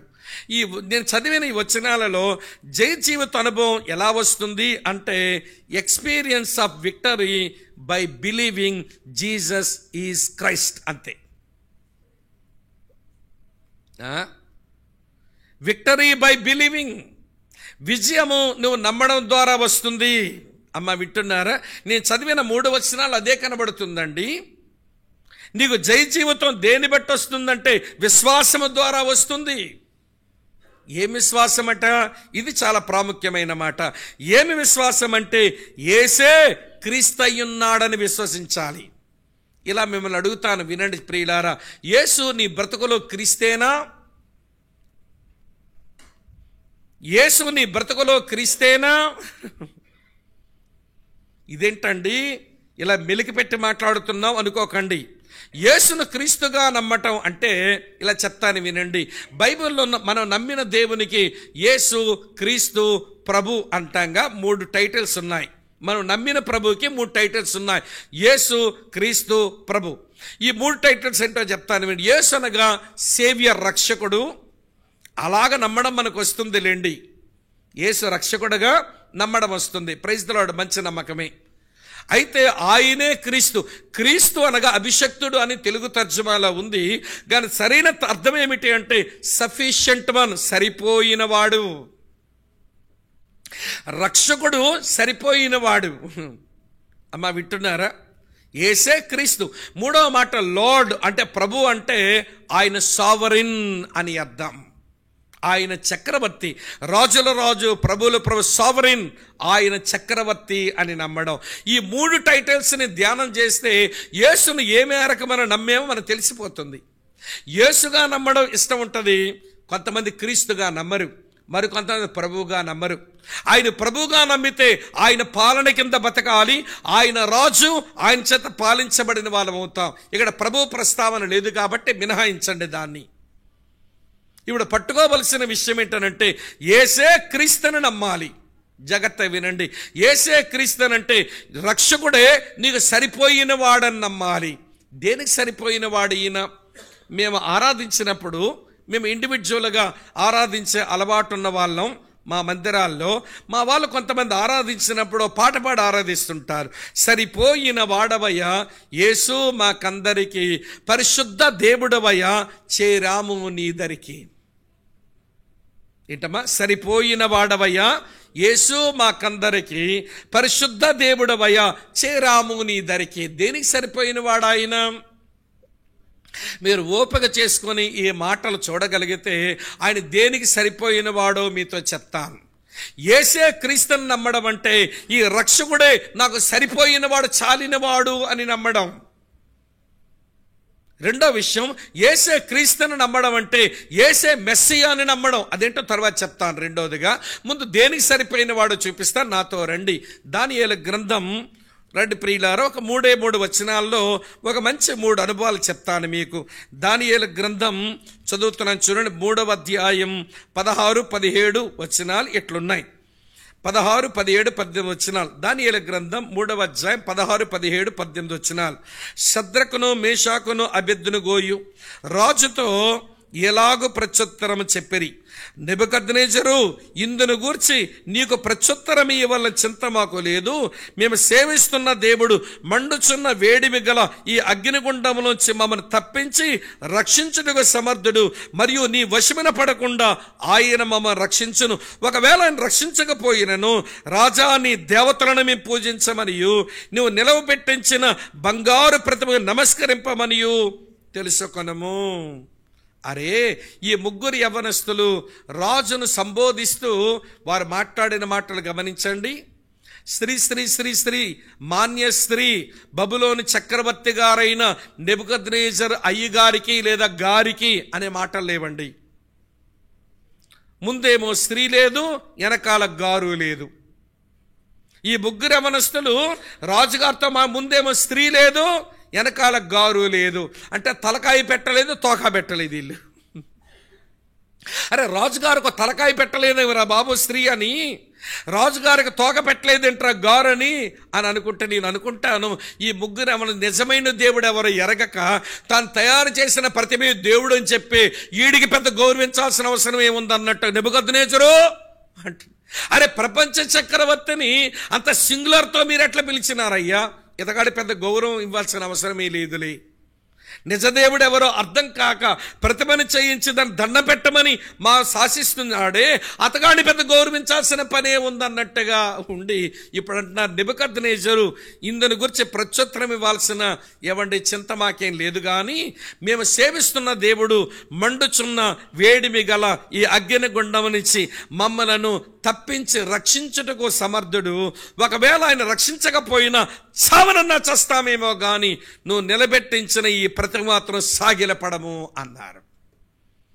దేనికి సరిపోయినోడని ఎరిగారంటే, ఆయన దేనికి సరిపోయిన వాడని వారు ఎరిగారంటే ఆయన తప్పించి రక్షించుటకు సమర్థుడు. మండుచున్న అగ్నిగుండం నుంచి తప్పించి రక్షించుటకు సరిపోయిన వాడు. ఇదేనా మన నమ్మకం? అగ్నిగుండం వంటి మహాశ్రమలు మనకు ఎదురైనా, మన ముందు కనబడుతున్న నరకపు అగ్నిగుండమైన దాంట్లోంచి తప్పించి రక్షించుటకు ఈ దేవుడు నీకు సరిపోయిన వాడనే నమ్మేవా? యేసు పక్కన మరొకటి పెట్టావా? యేసు పక్కన మరొకరిని నిలుపుకున్నావా?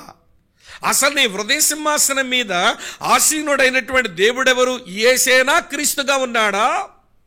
ఈ యేసే నీకు సరిపోయిన వాడుగా ఉన్నాడా? ఇది ఒక ప్రశ్న. రెండో సంగతి చూపిస్తాను రండి.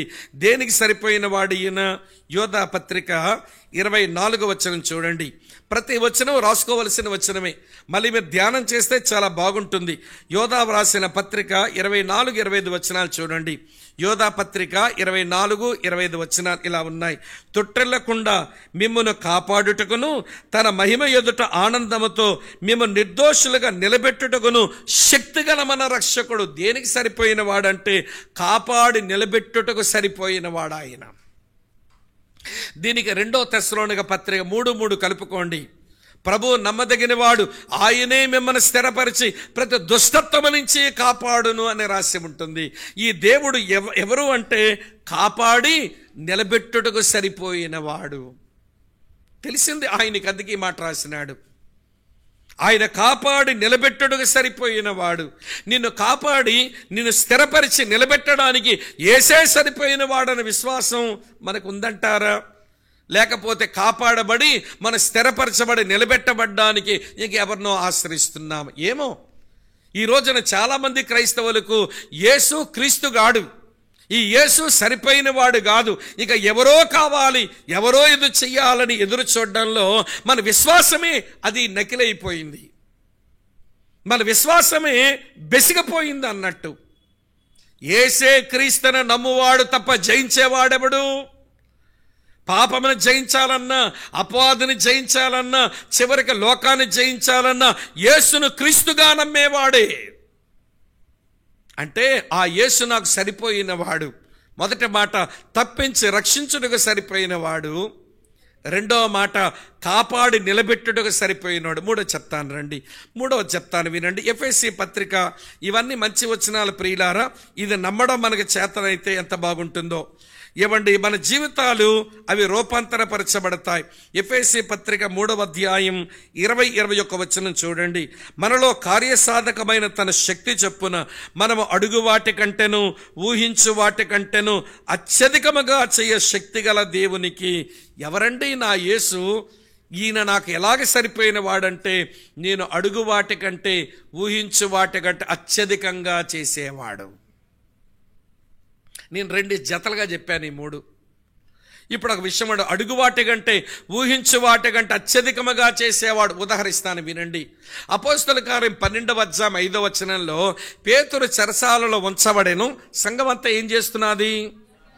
అత్యాసక్తితో ప్రార్థన చేస్తుంది. ఏంటంటే వారు ప్రార్థన చెప్పండి? పేతురు చెరసాలలోంచి బయటికి రావాలని. వీళ్ళేమైనా హేరోదు చావాలని ప్రార్థన చేశారు అనుకుంటున్నారా? అలా ప్రార్థన చేస్తే వాళ్ళు క్రైస్తవులే అవరు. మీకు ఆ విడ్డూరం చెప్పనా? పేతురు బయటకు వస్తే చాలు అని ప్రార్థన చేశారు. ప్రభు పేతురుని బయటకు తెచ్చాడు. హేరోదు యొక్క స్థావరం యోదయ నుంచి కైసరికి మార్చేశాడు. అయినా కానీ ఈ హేరోదు ఉంటే సమస్యలాగా ఉంది తన సంఘానికని పురుగులు పట్టి మొత్తబడగా చివరికి చచ్చినాడు. హేరోదు స్థావరం మార్చుకోవాలని వీళ్ళేం ప్రార్థన చేయలా. హేరోదు చచ్చిపోవాలని మీరేం ప్రార్థన చేయాలా? దేవా, మా సేవకుడు అపొస్తలుడు పేతురన్న బయటకు వస్తే మాకంతే చాలు అన్నారు. కానీ దేవుడు ఏం చేసినాడో తెలుసా అండి? వారు అడుగు వాటి కంటేను, వారు ఊహించు వాటి కంటేను అత్యధికముగా చేసినాడు ఆయన. అమ్మ, అర్థమవుతుందని చెప్పే విషయం. ఇప్పుడు 3 జతలు గుర్తుపెట్టుకోండి. మొదటి మాట, తప్పించి రక్షించుటకు సరిపోయిన వాడు, కాపాడి నిలబెట్టుడుగా సరిపోయిన వాడు, అడుగు వాటి కంటే ఊహించు వాటి కంటే అత్యధికంగా చేయడానికి ఆయన సరిపోయినటువంటి వాడు. యేసే మన బ్రతుకులో సరిపోయిన వాడు, క్రీస్తు ఆయన. మరి కొంచెం వివరిస్తాను, వినండి. యేసే క్రీస్తుని నమ్మడం అంటే యేసే దేవుడు పంపిన మెస్సయా అని నమ్మడం. యేసే క్రీస్తుని నమ్మడం అంటే యేసే దేవుడు పంపిన మెస్సియాను నమ్మడం. అపోస్తలుడైన యోహాను ఈ 5 అధ్యాయాల 105 వచనాల ఈ పుస్తకంలో యేసు క్రీస్తుకి ఎలా పంపబడ్డాడో 5 మాటలు రాశాడు. నేను వివరించను, అది వివరిస్తే మళ్ళీ అది పెద్ద ప్రసంగం అవుతుంది. మీరు అండర్లైన్ చేసుకుంటారని మీతో చెప్తున్నాను. ఎందుకు యేసుక్రీస్తు అయినాడు, ఎందుకు యేసే మెస్సియాను నేను నమ్మాలి అని అంటే 5 కారణాలకు తండ్రి ఆయన పంపినాడట. మొదటి రిఫరెన్స్ చూడండి, 3వ అధ్యాయం 5వ వచనం. అండర్లైన్ చేయండి వచనం. ఇది ప్రతి క్రైస్తవుడికి కంఠస్థం ఉండవలసిన వచనాలు ఇవి. 3వ అధ్యాయం 5వ వచనం చదువుతున్నాను చూడండి ప్రియులారా. ఇలా రాసి ఉంది, 1 యోహాను పత్రిక 3:5, పాపములు తీసివేయుటకై ఆయన ప్రత్యక్షమాయనని మీకు తెలియను, ఆయనందు పాపమేమీ లేదు. ఎందుకు వచ్చినాడు ఈయన? ఎందుకు తండ్రి పంపించినాడు ఆయన ఈ లోకానికి? పాపములను తీసివేయుటకు ఆయన ఈ లోకానికి పంపబడ్డాడు. 1. ఎందుకు ఆయన క్రీస్తు? యేసు నాకెందుకు క్రీస్తు అంటే పాపములు తీసివేయుటకై ప్రత్యక్షమైన వాడు. 1. తర్వాత 8వ వచనం చదువుతాను చూడండి. 3:8లోనే రాసి ఉంటుంది కిందని. 3:8 చదువుతాను చూడండి. అపవాది మొదటి నుండి పాపం చేయుచున్నాడు గనుక పాపము చేయువాడు అపవాది సంబంధి, అపవాది యొక్క క్రియలను లయపరచుటకే దేవుని కుమారుడు ప్రత్యక్షమాయెను. వింటున్నారా? దేనికి వచ్చినాడు ఆయన? తండ్రి దేనికి పంపినాడు? ఆదికాండం 3:15లోనే చెప్పాడు, స్త్రీ సంతానంగా సర్ప సంతానం యొక్క తలను చెదగొడతాడు అని. అమ్మ, వింటున్నారా? సర్పము ఈయన మడిమెను ఖర్చును అన్నాడు, ఈయనేమో సర్పం యొక్క తలను చెదగొట్టును అన్నాడు. అపవాది క్రియలను లయపరిచి ఒక రోజున అపవాదిని లయపరచడానికి పుట్టినటువంటి వాడు ఈయన. అందుకే ఆయన నాకు క్రీస్తు. యేసు నాకు క్రీస్తు, యేసు నాకు సరిపోయిన వాడు. 2 చెప్పాను, 3 చెప్తాను చూడండి. మొదటి మాట, పాపములు తీసివేయుటకై ప్రత్యక్షమాయను. 2వ మాట, అపవాది క్రియలు లయపరచుటకే ప్రత్యక్షమాయను. 3వ మాట, 4వ అధ్యాయానికి రండి, చూపిస్తాను. 4:9 ఇలా రాసి ఉంది, మనము ఆయన ద్వారా జీవించున్నట్లు దేవుడు తన అద్వితీయ కుమారుడిని లోకములోనికి పంపెను. ఎందుకు పంపినాడు తన కుమారుడిని? ఆయన ద్వారా మనం జీవించాలని. యేసును నమ్మిన వాళ్ళు ఏమండి, యేసును తమ హృదయంలో స్వీకరించిన వాళ్ళు ఆయన ద్వారా జీవించువారు. అది పౌలు ఎంత బాగా చెప్పాడనంటే, ఇప్పుడు నేను జీవించుచున్న ఈ జీవితము నా కొరకు మరణించి తిరిగి లేచిన ఆయన విశ్వాసము ద్వారానే జీవిస్తున్నాను అన్నాడు. గలతీ పత్రిక 2వ అధ్యాయం 20వ వచనం 21వ వచనంలో ఆ మాటలు ఉంటాయి. కానీ ఎందుకు యేసు వచ్చినాడనంటే మనమంతా ఆయన ద్వారా జీవించున్నట్లు. 3 చెప్పాను. అందుకే ఆయన నాకు క్రీస్తు, అందుకే ఆయన నా మెస్సియా, అందుకే ఆయన నాకు అభిషక్తుడు. అమ్మ, అర్థమవుతున్నదా? 4వ సంగతి చెప్తాను చూడండి, 10వ వచనం. 1 యోహాను పత్రిక 4:10 చూడండి. మనము దేవుని ప్రేమించటమని కాదు, తానే మనలను ప్రేమించి మన పాపములకు ప్రాయశ్చిత్తమై ఉండుటకు తన కుమారుని పంపెను. ఎందుకు పంపినాడు తండ్రి? ఈయనెందుకు వచ్చినాడు? మన పాపములకు ప్రాయశ్చిత్తము చేయడానికి. దీనికి 49వ కీర్తన 7వ వచనం కలుపుకోండి.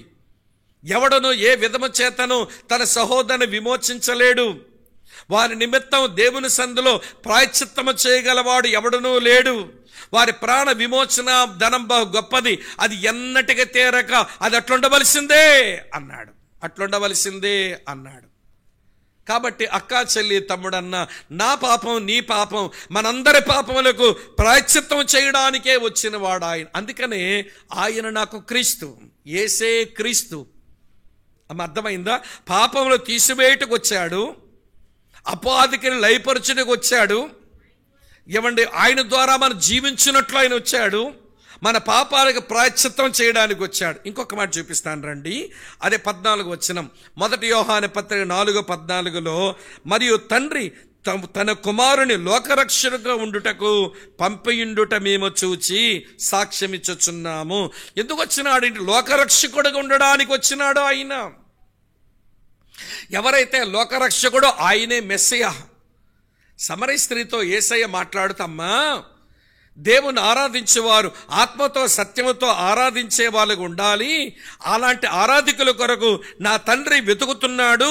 అలాంటి ఆరాధికుల్ని నా తండ్రి కోరుకుంటున్నాడు అనగానే సమరయ స్త్రీ గుండె జారిపోయింది. ఇదేంట్రా ఈయన ఆరాధన సత్యాలు మాట్లాడుతున్నాడు, దేవుని తండ్రి అంటున్నాడేంటి ఈయన అని సమరయ స్త్రీ అందే. అయ్యా, నువ్వన్నీ చెబుతున్నావు కానీ క్రీస్తు అనబడిన మెస్సియా వచ్చినప్పుడు ఇవన్నీ మాకు బోధిస్తాడని నేను ఎరుగుదును. ఎవరొచ్చి చెప్తారంటే, కావాలంటే చదవండి, యోహాను సువార్త 4:25 అంది, ఆ స్త్రీ ఆయనతో, క్రీస్తు అనబడిన మెస్సియా వచ్చునని నేను ఎరుగుదును. ఆయన వచ్చినప్పుడు మాకు సమస్తము తెలియచేయును కదా, నువ్వేంటివని చెప్పేస్తున్నావు? అప్పుడు యేసయ్య అన్నాడు, అమ్మా నీతో మాట్లాడొచ్చున నేనే ఆయన అన్నాడు. ప్రియులారా, ఆమెకు అర్థమైపోయింది ఈ యేసు క్రీస్తు అని, ఈ యేసు మెస్సియా అని, ఈ యేసు అభిషక్తుడని, ఈ యేసు దేవుని దగ్గరనే పంపబడ్డవాడని తెలిసి ఊర్లోనికి పోయి చెప్పగానే ఊరోళ్ళంతా వచ్చి ఆయన మాటలు కూడా విని చివరిగా మంచి మాట అన్నారండి. అదే యోహాను అక్కడ మళ్ళీ రాశాడు. చూడండి, చివరి మాట చదువుతాను. యోహాను సువార్త 4వ అధ్యాయంలో చూస్తున్నారా? యోహాను సువార్త 4వ అధ్యాయంలో 42వ వచనం చూడండి. 41 నుంచి, అమ్మా ఆ స్త్రీని చూసి అంటున్నా, అమ్మా ఇక మీదట నువ్వు చెప్పిన మాటను బట్టే కాక మా మట్టుకు మేము విని ఈయన నిజముగా ఎవరంటే ఈయన లోకరక్షకుడని తెలుసుకొని నమ్ముచున్నాము అన్నారు. లోకరక్షకుడు మెస్సియా, ఆయనే క్రీస్తు. ఇప్పుడు యోహాను ఏమంటున్నాడనంటే, మీకు పాపం మీద, సాతాను మీద, లోకం మీద జయ జీవితం రావాలంటే the experience of victory by believing Jesus is Christ, అంతే. యేసు క్రీస్తుని నమ్మేవాడే ఏమండి జయ జీవిత అనుభవం కలిగిన వాడు. ఇప్పుడు మిమ్మల్ని అడుగుతున్నాను, ఈ యేసు నేను నమ్మేవా? యేసు నీకు సరిపోయిన వాడేనా? యేసు నీకు క్రీస్తేనా? ఇది కొంచెం ఆలోచించాలి మనం. ఏదో చిన్నప్పటి నుంచి అలవాటు అయిపోయింది, యేసుక్రీస్తు ప్రభు, యేసుక్రీస్తు ప్రభు అండం వచ్చింది కానీ యేసుగా ఆయన రక్షించి క్రీస్తుగా నాకు సరిపోయిన వాడిగా ఉండి ప్రభువుగా నన్ను ఏలేటువంటి రాజు అనే గ్రహింపు ఈ రోజుకి క్రైస్తవులకు రాలేదు. యేసుగా నన్ను నా పాపాల నుంచి రక్షించి క్రీస్తుగా నా జీవితంలో అన్నిటికీ సరిపోయిన వాడై ఉండి ప్రభువుగా నా జీవితాన్ని ఏలేవాడు అన్న గ్రహింపుతో బ్రతకడం మనకి లోపిస్తే ఈ అనుభవం మనకి విజయవంతమైన జీవితం ఎట్లొస్తుందండి? మీరే ఆలోచించుకోవాలి. రెండో సంగతి చెప్తాను, మనకున్న టైం కొంచెం కాబట్టి వివరించలేకపోతున్నా, మీరు ధ్యానం చేసుకోండి. రెండవ సంగతి ఏమన్నాడంటే యోహాను, విజయవంతమైన అనుభవం ఎలా వస్తుందనంటే ప్రేమించుట ద్వారా అన్నాడు. The experience of victory by loving అన్నాడు. ఎలాగన్నాడో చూపిస్తాను రండి. 5వ అధ్యాయం 1 యోహాను పత్రిక 5వ చూడండి. యేసే క్రీస్తు అయ్యున్నాడు నమ్ము ప్రతివాడును దేవుని మూలంగా పుట్టి ఉన్నాడు. ఇప్పుడు చూడండి, పుట్టించిన వానిని ప్రేమించే ప్రతివాడు, పుట్టించువాడెవడు? తండ్రి అయిన దేవుడు, ఆయన ప్రేమించాలి. ఆయన మూలముగా పుట్టిన వానిని ప్రేమించును. ఆయన మూలంగా పుట్టినవాడెవడు? యేసు, ఆయన్ని ప్రేమించాలి. తర్వాత 2వ వచనం, మనము దేవుని ప్రేమించుచు ఆయన ఆజ్ఞలు గైకొని వారము అయితేమా దేవుని పిల్లల్ని ప్రేమించుచున్నామని అన్నాడు. దేవుని పిల్లల్ని ప్రేమించాలి. మూడు స్టెప్స్ వేసుకోండి. మొదటి స్టెప్ ఎవరంటే పరలోక తండ్రిని ప్రేమించాలి. రెండో స్టెప్ ఏంటనంటే ప్రభు అయిన యేసుక్రీస్తుని ప్రేమించాలి. మూడో స్టెప్ ఏంటనంటే దేవుని పిల్లలనుగా పరిశుద్ధులను ప్రేమించాలి. అలా ప్రేమించడం ద్వారా, అమ్మ వింటున్నారా, అలా ప్రేమించడం ద్వారా జయ జీవితం మనకు అనుభవం మనకు వస్తుంది. ప్రేమించడం ద్వారానే జయ జీవిత అనుభవం. ముందు దేవుని ప్రేమించడం రావాలి. ఇలా చెప్తాను వినండి. దేవుని ప్రేమిస్తే ఎట్లుంటామండి మనం? నేను చాలాసార్లు బెరాకాలో చెప్పాను. ఇక్కడ ఏమని చెప్పినానంటే, దేవుని ప్రేమిస్తున్నామనే మాట నిజమైతే నిన్నే ప్రేమించేదన్ అధికంగాని పాడితే ప్రేమించడం కాదు, పాడేస్తే ప్రేమించడం కాదు. నేను నిజంగా దేవుని ప్రేమిస్తే ఏమంటే ప్రేమ ఏం చేస్తుందో ప్రవర్తన మారుస్తుంది. Love commitment leads us to character changing. ఏ దేవుణ్ణైతే ప్రేమించినామో ఆ దేవుని మీద మనకున్న ప్రేమ మన ప్రవర్తన మార్చేయాలి. రెండో మాట, ఏ దేవుణ్ణైతే ప్రేమించినామో ఆ దేవుని కొరకు మనకు తెగింపు రావాలి. Love commitment leads us to risk bearing, character changing, risk bearing. ఈ రెండు ఉంటేనే దేవుని ప్రేమించినట్టు లెక్క. ఈ రెండూ లేకుండా ప్రేమించేదన్ టరడరడ అధికమగా టరడరడ నిన్నే ప్రేమింతును పాడితే అక్కడెక్కడో నల్లోడు ఉండి ఇదంతా ఉత్తుదే వీళ్ళు దొంగ పాట పాడతారు, దొంగ క్రైస్తవులు.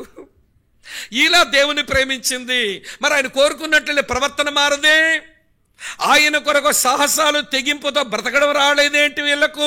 మళ్ళీ ప్రేమించదని అంటున్నారేంటి అనుకుంటాడు వాడు. ఉదాహరిస్తాను వినండి. దేవుని మీద ప్రేమ మన ప్రవర్తనను మార్చేయాలి. ఉదాహరిస్తాను. యోహాను సువార్త యెహోషువ గ్రంథం 2వ అధ్యాయంలో రాహాబు అనే వేశ్యను మనం చూస్తాం కదా. రాహాబు అనే వేశ్యను చూస్తాం.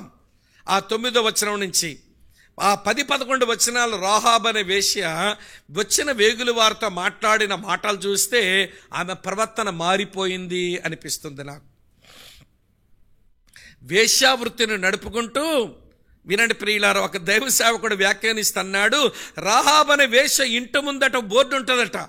ఏమిటా బోర్డు అంటే, ఇవ్వండి మీల్స్ రెడీ, గర్ల్స్ రెడీ.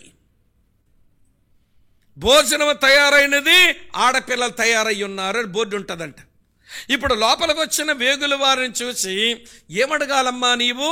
ఆమె అడగవలసిన మాటలు ఇలా అయి ఉండాలి. ఏ మాటలు అయి ఉండాలంటే, మీరు ఎక్కడి నుంచి వచ్చారు, మీరు ఎన్ని రోజులు ఉంటారు, మీ దగ్గర ఎంత పైసలు ఉన్నాయి, మీకు ఎలాంటి అమ్మాయిలు కావాలి, ఇది కదా నువ్వు మాట్లాడవలసిన మాటలు. ఈ మాటలు లేవండి ఆవిడ దగ్గర.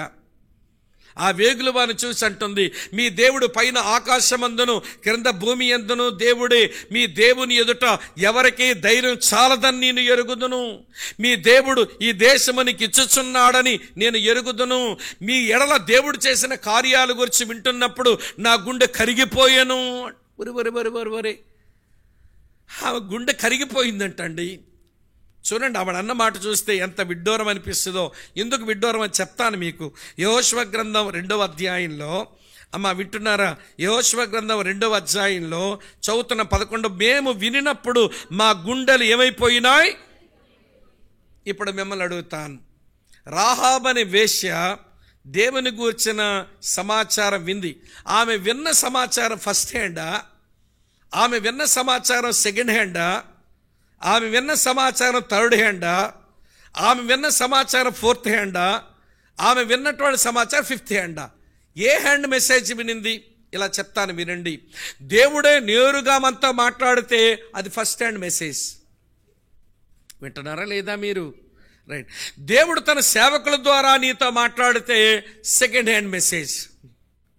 దేవుడు కళల ద్వారా, దర్శనాల ద్వారా నీతో మాట్లాడితే అది థర్డ్ హ్యాండ్ మెసేజ్. దేవుడు వినండి పరిశుద్ధుల ద్వారా మాట్లాడితే అది ఫోర్త్ హ్యాండ్ మెసేజ్. రాహాబు వేశ్యకి ఈ 4 హ్యాండ్స్లో రాలా. ఆవిడింటికి ఎందుకు వెళ్తారు పరిశుద్ధులు? ఆమె ఇంటికి ఎందుకు వెళ్తాడో దేవుని సేవకుడు? ఆమె కలగన్నట్టు దర్శనం చూసినట్టు లేదే, దేవుడే నేరుగా మాట్లాడినట్టు లేదే. మరి ఎట్లా వినిందనంటే, అన్యుల ద్వారా వచ్చిన సమాచారం వింటే అది ఫిఫ్త్ హ్యాండ్ మెసేజ్. ఇప్పుడు విన్నది ఫిఫ్త్ హ్యాండ్ మెసేజ్. ఎవరో అన్యులు, దేవుని ఎరగని వారు ఆమె ఇంటికి వ్యభిచారం చేయడానికి వచ్చి వారి నోట ఇశ్రాయేలు దేవుని గురించి మాట్లాడితే ఆ మాటలు విని ఇవ్వండి ఆమె దేవుని ప్రేమించి ఆమె గుండెలు కరిగిపోయినాయంట. ఫిఫ్త్ హ్యాండ్ మెసేజ్ విన్నమ్మకే గుండె కరిగింది. ఫస్ట్ హ్యాండ్ మెసేజ్ వింటున్న వాళ్ళు గుండెలు కరగడల్లా. దేవుడే తన కుమారుడైన యేసుక్రీస్తు ద్వారా తన వాక్యం ద్వారా మాట్లాడుతున్న వెరీ ఫస్ట్ హ్యాండ్ మెసేజ్ వింటున్నామండి మనం దేవుని నుంచి. మన గుండెలు కరగలేదేంటి? నేను అంటాను, వేశ్య గుండె రాయా, నీ గుండె పెద్ద బండరాయా?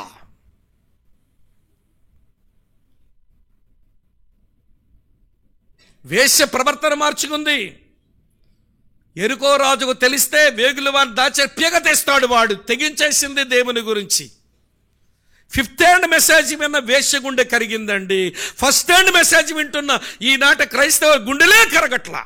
ఎంత విచారకరమైన విషయమో. ఇప్పుడు చెప్పండి, మన మంచోళమా వేశ్య మంచిదంటే? నేను అంటాను, వేశ్యే యోగ్యురాలు మనకంటే. ఎంత బాగా ప్రభుని ప్రేమించిందో, ప్రవర్తన మార్చుకుంది, దేవుని కొరకు తెగించింది. అమ్మ వింటున్న అదండి లవ్ కమిట్మెంట్ అంటే.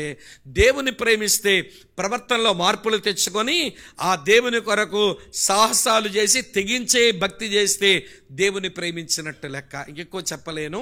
రెండవది, ప్రభు అయిన యేసును ప్రేమించాలి. వింటున్నారా లేదా? యేసును ప్రేమిస్తే ఇలా చెప్తాను వినండి.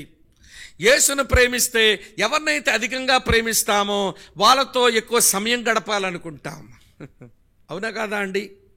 మనం ఎవరినైతే ప్రేమిస్తామో వాళ్ళతో ఎక్కువసేపు మాట్లాడుకోవాలనుకుంటాం. అంటే మన సమయము, మన సంభాషణ మన ప్రేమించే వ్యక్తి కొరకు వెచ్చిస్తాం కదా. మరి యేసును మనం బాగా ప్రేమిస్తే యేసు కొరకు నువ్వు వెచ్చించిన సమయం ఎంత? యేసుతో నువ్వు చేస్తున్న సంభాషణ ఎంత? వింటున్నారా లేదా? అన్నిటికీ మనకు సమయం ఉంది, కానీ నిన్ను ప్రేమించి నీ కొరకు సిలువలో మరణించి నిన్ను రక్షించిన యేసు కొరకు నీ దగ్గర టైం లేదు. నీ సంభాషణ అంటే యేసున్నాడా? ఏది మాట్లాడినా యేసు ప్రస్తావనే వస్తుందా? మన మాటల్లో అసలు దేవుని వాక్యం, యేసు వాక్యం ఉంటుందా? లోకాభిరామాయణం అంతా గలగల గలగలగా మాట్లాడతావు. చర్చిలోకి వచ్చేసరికి తెల్లపావురం అయిపోయి యేసయ్య మాట ఇక్కడ మాట్లాడతావు. ఏమండి, ఈరోజు క్రైస్తవ సంఘాలు, మీరు నిందించడం లేదు సుమా, మీరు ఆలోచిస్తారని చెప్తున్నాను. సంఘములో మా ముందు కూర్చున్నప్పుడు అనుకుంటా, అబ్బా ఎన్ని తెల్లపావురాలు ఉన్నాయనుకుంటావు. తెల్లపావురాల ఒళ్ళకడివి నల్లకాకులు. మేమేమో తెల్లపావురాలు అనుకుంటున్నాం. ఈ నల్లకాకి సున్నములో ములిగేసి బాప్తీసం పొందొచ్చి తెల్లపావురం అన్నట్టు కూర్చుందన్నమాట. తెలిసిపోతుందండి. వీళ్ళ సంభాషణలో యేసు వాక్యం ఉండదు. వీళ్ళ సంభాషణలో యేసు వాక్యం ఉండదు. నేను తెలంగాణలో గొప్ప సేవ చేసిన ఒక దైవజనుడు విగ్గు దొరగారు అన్న ప్రకాష్ గారికి ఆయనకి బాగా సన్నిహితం. వాళ్ళ పరిచర్యలోనే ప్రకాష్ గారు తన భక్తి తొలుగడుగులు వేశాను తమ్ముడు, చాలా యోగ్యమైన పరిచర్య అదని చాలాసార్లు చెప్పగా నేను విన్నాను. అయితే ఆయన ఆ దొరగారు ఇక్కడికి వచ్చి 3 పిల్లలండి, 2 మగపిల్లలు, 1 ఆడపిల్ల. మళ్ళీ వీళ్ళు అమెరికా వెళ్ళిపోయి బతికేస్తారేమని చెప్పి వాళ్ళకి ఇక్కడ తెలుగు వాళ్ళని పెళ్లి చేసినాడు ఆయన. 2 తెలుగు అమ్మాయిలు చూసి 2 కొడుకులు పెళ్లి చేశాడు. తన కూతురుకేమో తెలుగోడించి పెళ్లి చేశాడు. వాళ్ళ కూతురు పేరేమో సుశీల. పేరు చూస్తే ఏమో తెలుగు పేరు, ఆమెను చూస్తే దొరసానమ్మ. ఇదేంట్రా ఈవిడ పేరు సుశీల అనుకుంటాం మనం. తెలుగు పేరు పెట్టి తెలుగోడికిచ్చి పెళ్లి చేశాడు. సేవలో మందిరాలు కట్టాడు, హాస్పిటల్స్ కట్టాడు, పెద్ద పెద్ద స్కూల్స్ కట్టాడు, సంఘానికి అవసరమైన ఆస్తులు గడించాడు. చాలా ఘనంగా సేవ చేశాడంట పెద్ద ఆయన. చివరికి అతని వయసు కొంచెం మీద పడిన తర్వాత, నేను నా కుటుంబం ఈ సేవకు మేము వారసులం అవ్వము, ఇక మీరు చేసుకోండి ఈ సేవ, మేము మీతో కలిసి పనిచేస్తామనంటే మనోళ్ళకి అప్పగించగానే ఇక తెలియంది ఏముంటుంది. తెల్లోలు వదిలేసిన దాన్ని ఈ నల్లోలు పట్టుకొని గిల్లి కజ్జాలు పెట్టుకుంటారుగా, దెబ్బలాడు పెట్టుకున్నారట. ఆస్తులు అమ్మేద్దామని కొంతమంది. అరే ఎంత కష్టపడి ఆ దైవజనుడు డబ్బులు పోగేసి ఆస్తులు కొని ఇంత మంచి సేవ కడితే ఇప్పుడేమో ఆస్తులు అమ్మేద్దామని గొడవలు పెట్టుకుంటుంటే మొత్తానికి తగులు తెచ్చడానికి ప్రకాష్ గారిని అలాగనే వినండి విగ్గు దొరగారు 2 కూర్చొని తగులు తెచ్చుదామని ఆ 2 వర్గాలు కూర్చోబెట్టి మాట్లాడుతుంటే సడన్గా విగ్గు దొరగారంట లేచిపోయి బయటికి వెళ్ళిపోయాడంట. ఇక ప్రకాష్ గారు కూర్చున్నారు, వీళ్ళేమో అరుచుకుంటున్నారంట. అరుచుకుంటూ ఉంటే ఎట్లా ఇప్పుడు ఈయన ఎక్కడ పోయాడో తెలియదు. అసలు ఆర్గనైజేషన్ అయింది, ఈ పరిచర్య అయింది, ఈ తంటాల్లో ఏదైనా గట్టిగా చెప్పవలసిన వాడి పెద్ద ఈయన కనబడడం లేదేటని వాళ్ళు అరుచుకుని కేకలు వేసుకుంటుంటే ఈయన లేకపోవడం చూసి నెమ్మదిగా వెనక వెళ్ళి ఎక్కడికి వెళ్ళాడో చూస్తే ఒక చెట్టు కింద కూర్చున్నాడట. ప్రకాష్ గారు పోయి అన్నారు, ఇదేంటి సార్ మీరు వచ్చేసారు, అక్కడ చాలా గల్లాట అవుతుంది, మీరు వచ్చేసారు, నేనేం చేయను, అక్కడ నేను కూడా వచ్చాను, మీరు ఎందుకు వచ్చేసారని అంటే, ప్రకాష్ వాళ్ళ సంభాషణలో రెఫరెన్స్ లేదయ్యా, వారి సంభాషణలు ఏమి లేదు, వాక్యం లేదయ్యా. ఇక అలా అరుచుకుంటే మనం ఏమి ఈ సేవను బాగు చేస్తాం, అందుకే నేను వచ్చేసాను అన్నట్ట. మరి మీరు వచ్చేస్తే నన్ను అక్కడ వదిలేసారు ఎందుకని ఈయన అక్కడ ఉండి బైబిల్ తెప్పించుకు ఇద్దరు పెద్దోళ్ళు వెనకాల జంప్ వెళ్ళిపోయారు బయటకు. ఈ విషయం మీకు ఎందుకు చెప్పానంటే, దేవుని పిల్లల సంభాషణలో దేవుని వాక్యం ఉండాలి, అప్పుడే యేసును మనం ప్రేమించినట్టు లెక్క. దేవుని సేవకులు జీజాన్ గారు వాళ్ళ అన్నయ్య గారి బిడ్డకి చెప్పినాడంట. ఆయనేమో ఎవరి చెల్లు ఇక్కడే ఈ 3rd బెటాలియన్లో పనిచేసిన అంకుల్ జార్జి గారు, ఆయన ట్రాన్స్ఫర్ అయ్యి 5th బెటాలియన్కి వచ్చి విజయనగరం చెల్లూరుకి వచ్చి అక్కడ సేవ ఆరంభించారు. జీజాన్ గారు సొంత అన్నగారు, వాళ్ళ కొడుకు నాతో కలిసి పనిచేసినాడు మేనేజర్గా. మేమిద్దరం, ఆయన ప్రాజెక్ట్ మేనేజర్, నేను ప్రాజెక్ట్ మేనేజర్ని. ఆయన పేరు నతానియేల్, మా మేనేజర్ గారి పేరు. జీజాన్ గారు అన్నగారి బిడ్డ. ఆయన చెప్పారట, ఒరే నత్తు అంటే నతానియేల్, ఒరే నత్తు, నువ్వు ఏది మాట్లాడినందులో వాక్యం ఉండేలా చూసుకోరా, వాక్యం లేకుండా సంభాషణ చేయొద్దు అన్నట్ట. ఇక మా నత్తను చూస్తారండి, ఏది మాట్లాడిన వాక్యమే. మాకు 2 నెలలకు ఒకసారి ఆడిట్ జరుగుతూ ఉంటుంది. ఆడిట్ టైంలో రికార్డ్స్ అన్నీ తయారు చేసుకుంటుంటాము, ఇంటర్నల్ ఆడిటర్ వస్తాడని. ఆ ఆడిటింగ్ టైంలో ఈ 2 అయ్యేది 3 అయ్యేది తినేవాళ్ళం కాదు. వాడిని ఆ నత్తన్న ఆకలిస్తుందన్న, క్యారేజ్ నిప్పుకొని తినేద్దాం తర్వాత పనిచేద్దామంటే, తర్వాత క్యారేజ్ నిప్పుకొని తింటాం. కానీ ముందు మా నత్తన్న ఏమంటాడో తెలుసా, తమ్ముడు మనుషుడు రొట్టె వల్ల మాత్రం కాదు కానీ దేవుని నోటి నుంచి వచ్చే ప్రతి మాట వల్ల బ్రతుకును తమ్ముడు, పద భోజనానికి వెళ్దాం అనేవాడు. అంటే మొత్తానికి వాక్యం ఉండాలి ఏది సంభాషించినా. కొన్నిసార్లు నైట్లంతా మేము కూర్చొని పని చేసేవాళ్ళం. చిన్నోడిని, అప్పుడు పెళ్ళి కూడా నాకు కాలా. అన్నా నిద్ర వచ్చేస్తుందన్నా, ఉదయం లేచి పని చేసుకుందామన్నా అంటే ఆయన అనేవాడు, ఏమండి నిద్రపోతాం కానీ ముందు వచ్చే మాట ఏంటో తెలుసా, తమ్ముడా ఒక గడి అయినా నాతో మేల్కొని ఉండలేవా. ఈ రోజున దేవుని దాసులు బ్రదర్ జాక్పోనన్ గారు, నావిగేటర్స్ వాళ్ళంతా ఏమంటే వాళ్ళకు కమిట్మెంట్ ఉండేదట ఆ రోజుల్లో. బ్రదర్ చెప్పగా నేను విన్నాను, వారితో కలిసి పనిచేస్తున్న బిలీవర్స్ అంతా వాళ్ళు ఏది మాట్లాడుకున్నా దేవుని వాక్యంతో సంభాషించుకునేవారు. అలాగే నేర్చుకున్నారంట వాక్యం. యేసును ప్రేమిస్తున్నానంటావు, నీ సంభాషణలో యేసు వాక్యం లేదు. మరి ఏం ప్రేమించినావు నువ్వు? ఇలా అడిగానని వేరు కనుక్కోకండి. తండ్రి మీద ప్రేమ ప్రవర్తన మార్చాలి, తెగింపు నీకు ఇవ్వాలి. యేసు మీద ప్రేమ, యేసుకు నువ్వు సమయాలు ఇవ్వాలి.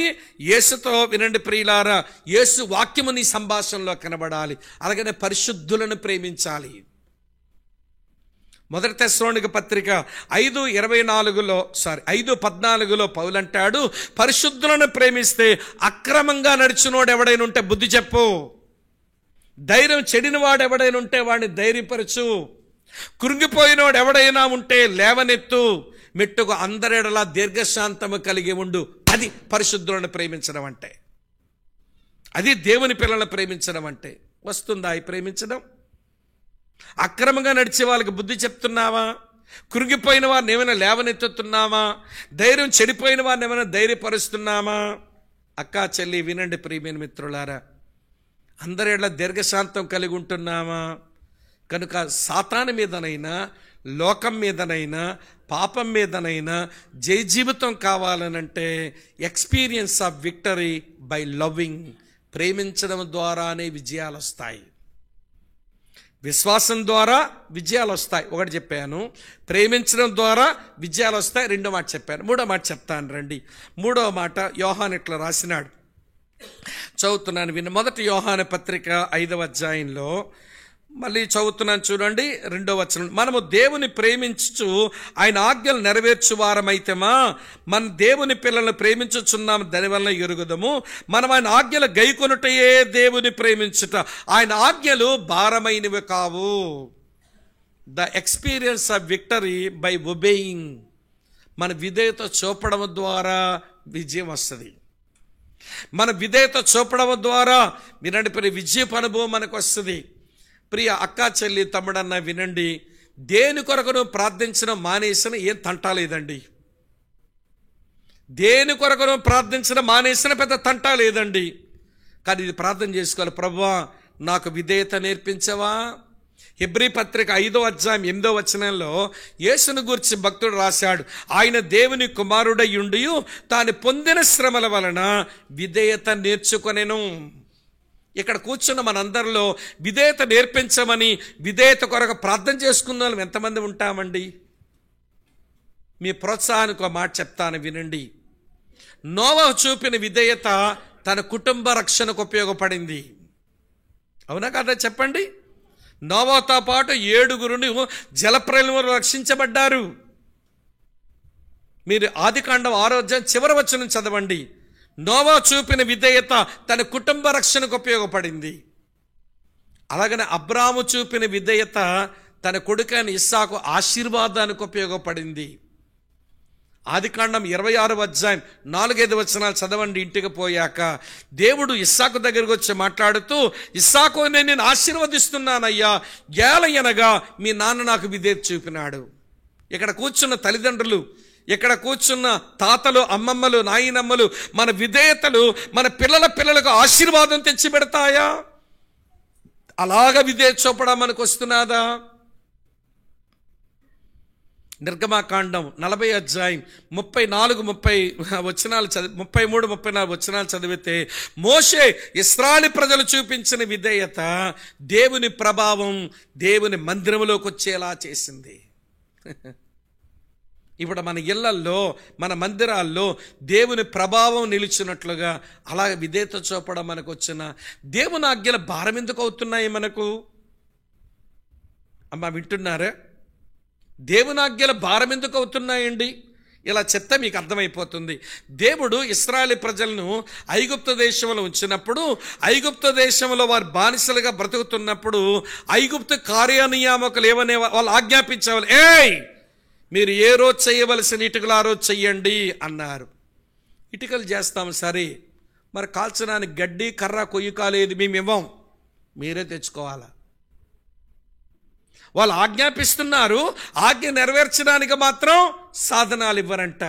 మట్టి తొక్కాలి, ఇటుక చెయ్యాలి, ఇటుక కాల్చాలి, గోడ కట్టాలి. ప్రాణాలు విసిగిపోతున్నాయండి. చెయ్యకపోతే వెనకాల నిలబడి కొరడాలతో కొడుతున్నారు వాళ్ళు. ఆ ఆజ్ఞలు చాలా భారమైనవే, ప్రాణాలు విసిగిపోతున్నాయి. కానీ దేవుడు పస్కా బలి పశువు ద్వారా వాళ్ళని విడిపించిన తర్వాత ప్రియమిత్రులారా ఏం జరిగిందో తెలుసా అండి? ఇప్పుడు దేవుడు నేను కోటా పెడుతున్నా. నా ఆజ్ఞ ఏంటనంటే, ఏ రోజు చేయాల్సిన ప్రయాణం ఆ రోజు చేయండి. అప్పుడు కోట, ఏ రోజు చేయాల్సిన ఇటుకలు ఆ రోజు చెయ్యండి.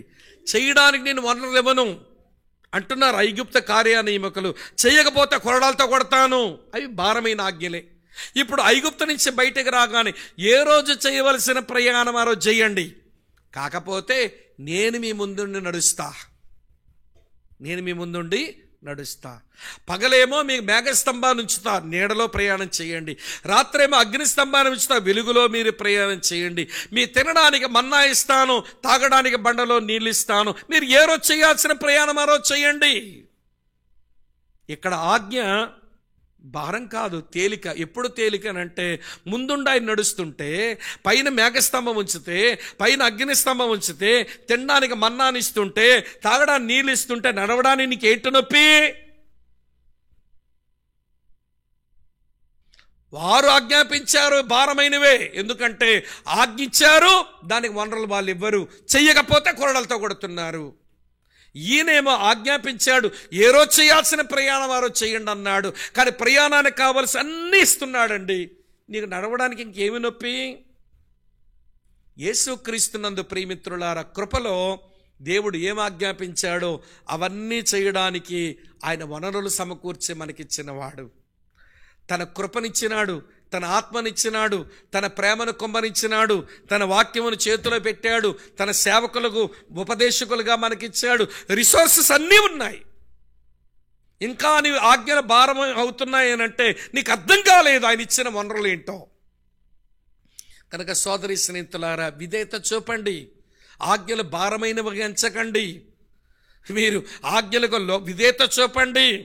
మీరు విజయవంతమైన జీవితం మీరు జీవిస్తారు. మళ్ళీ చెప్పనా, విజయపు అనుభవం విశ్వాసం ద్వారా వస్తుంది.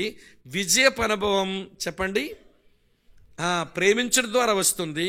విజయపు అనుభవం మూడవ మాట విధేయత వలన వస్తుంది. నాలుగవ మాట విజయపు అనుభవం లోకం మీద జయిస్తేనే వస్తుందట. ఏమండి, experience of victory by overcoming the world. లోకం మీద నీవు విజయం పొందితేనే అన్ని విషయాల్లో విజయం వచ్చేది. చూడండి ప్రియులారా, ఈ మాట ఎలాగన్నాడో 4వ వచనం, దేవుని మూలంగా పుట్టిన వారందరూ లోకమును జయించెదరు. Experience of victory by overcoming the world. లోకమును జయించాలి. ఏ లోకమును? బైబిల్లో లోకం అనే మాటకు 3 అర్థాలు వస్తాయి. అందులో మొదటి అర్థం సృష్టిని లోకం అన్నాడు. లోకము దాని సంపూర్ణత నావే అన్నాడు. అది లోకం, దాన్ని జయించక్కర్లేదు మనం. దేవుడు లోకమును ఎంతో ప్రేమించెను అన్నాడు. అక్కడ లోకం అంటే మనుషులు, వాళ్ళని మనం ఏమి జయించనక్కర్లేదు. కానీ లోకములో ఒక సిస్టమ్ ఉంది, అది దేవుని వల్ల వచ్చింది కాదు. ఆ సిస్టాన్ని లోకం అన్నాడు.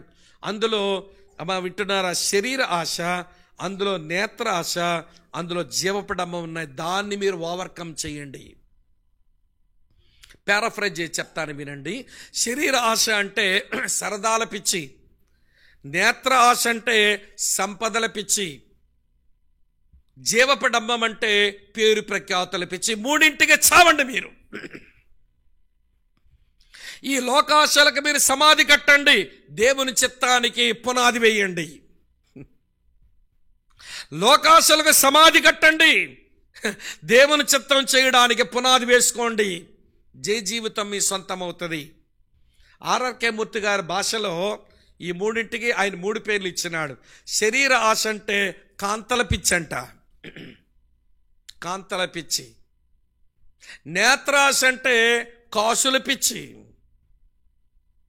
జీవపడమ్మం అంటే కీర్తి పిచ్చి. ఈ కాగుణంతో జయించండి రా అన్నాడు ఆయన, పెద్ద ఆయన, ముసలాయన.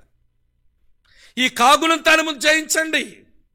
కాంతల పిచ్చి, కాసుల పిచ్చి, కీర్తి పిచ్చి, ఈ 3ంటిని అధిగమించకపోతే జయ జీవితం మీ సొంతం కాదు అన్నాడు. నేను సిగ్గుపడుతూ, మీరు సిగ్గుపడతారా నాతో, లేక సిగ్గుండదా మీకు? ఏ పర్లేదు చెప్పండి.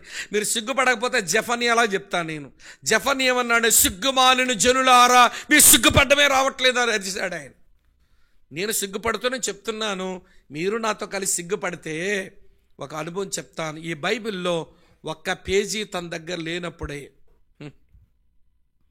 ఈ బైబిల్లో ఒక్క పేజీ తన దగ్గర లేనప్పుడే ఈ 3ంటిని సునాయాసంగా జయించినాడు ఒక పెద్ద ఆయన. హెబ్రీ పత్రిక 11వ అధ్యాయం చెప్పి ముగించేస్తాను, నా టైం అయిపోయింది. హెబ్రీ పత్రిక 11వ అధ్యాయం 24 నుంచి 26 వచనాలు తెలుగు బైబిల్లో కలిసి ఉంటాయి. ఆ 3 మీరు చదివితే వచనాలు అక్కడ ఇలా చూస్తాం. 24 నుంచి 26 వచనాలు ఇలా రాసి ఉంటుంది. అల్పకాలం పాపభోగం అనుభవించడం కంటే ఏంటమ్మా, దేవుని ప్రజలతో శ్రమ అనుభవించడమే మేలు. సుఖము నాకొద్దు, శ్రమ నాకు కావాలి అన్నాడు. ఐగుప్తు సంపద కంటే దేవుని ప్రజలతో నింద అనుభవించడమే మేలనుకున్నాడు. సంపద నాకొద్దు, నింద నాకుంటే చాలు అనుకున్నాడు. ఫరో కుమార్తె కుమారుణ్ణి అనిపించుకోవడం కంటే దేవుని ప్రజలలో నేను బానిసను అనిపించుకుంటే అంతే చాలు. ఫరో కుమార్తెని పేరు కీర్తి నాకొద్దు. అల్పకాల పాపభోగం అనగా వినండి ఈ యొక్క సరదాల పిచ్చి నాకు లేదు.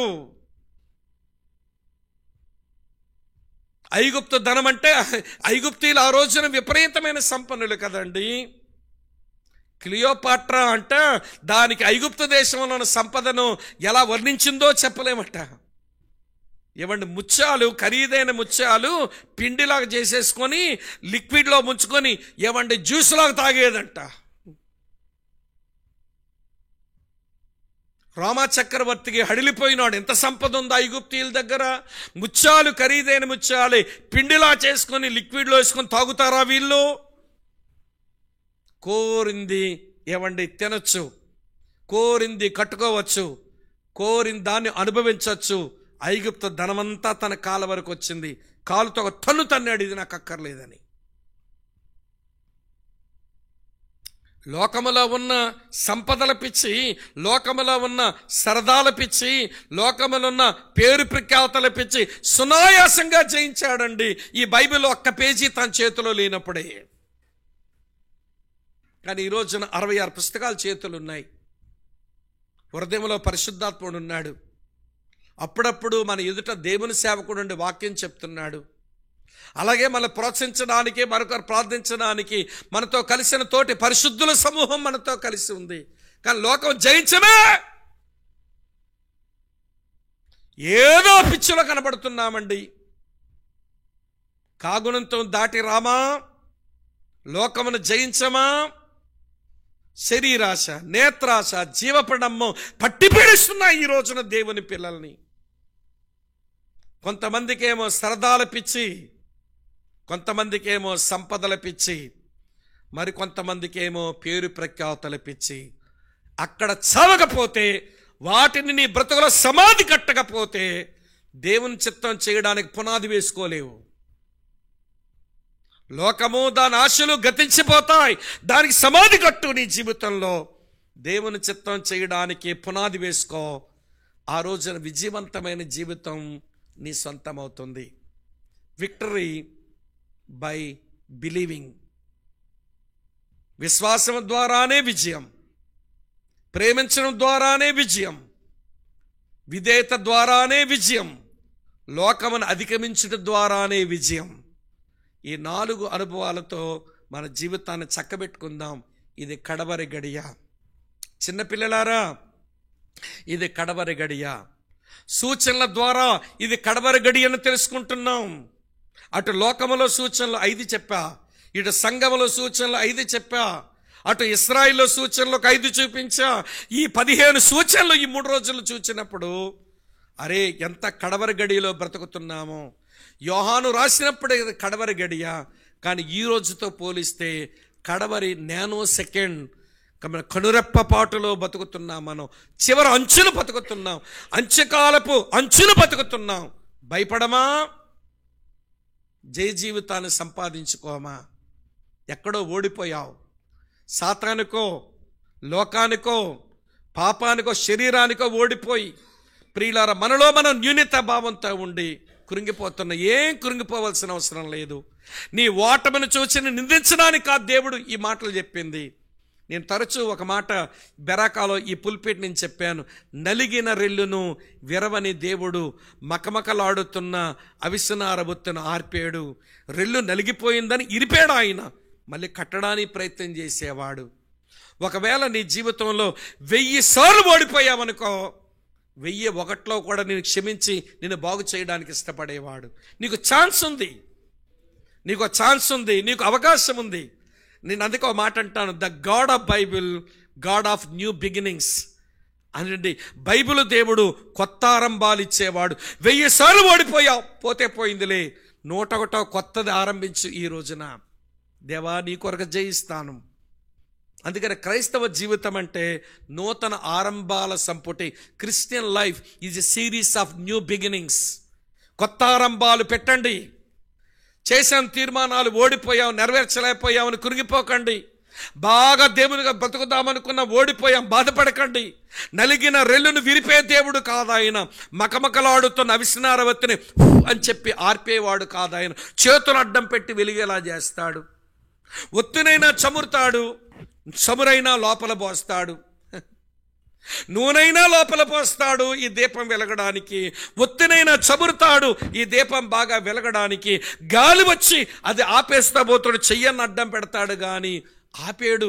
మకమకలాడుతున్న అవిసనార ఒత్తిన ఆర్పడు, నలిగిన రెల్లును విరబడు. అటువంటి ప్రభు మనతో ఈ దినాల్లో మాట్లాడుతున్నాడు. ప్రభువా ఓడిపోయాను. నీ బ్రతుకులు 1000 అయ్యిందో, నీ బ్రతుకులు 500 అయ్యిందో, 500 సార్లు నువ్వు మంచి తీర్మానాలు చేసి ఓడిపోయావేమో, పర్వాలేదు, ఏం కాదు.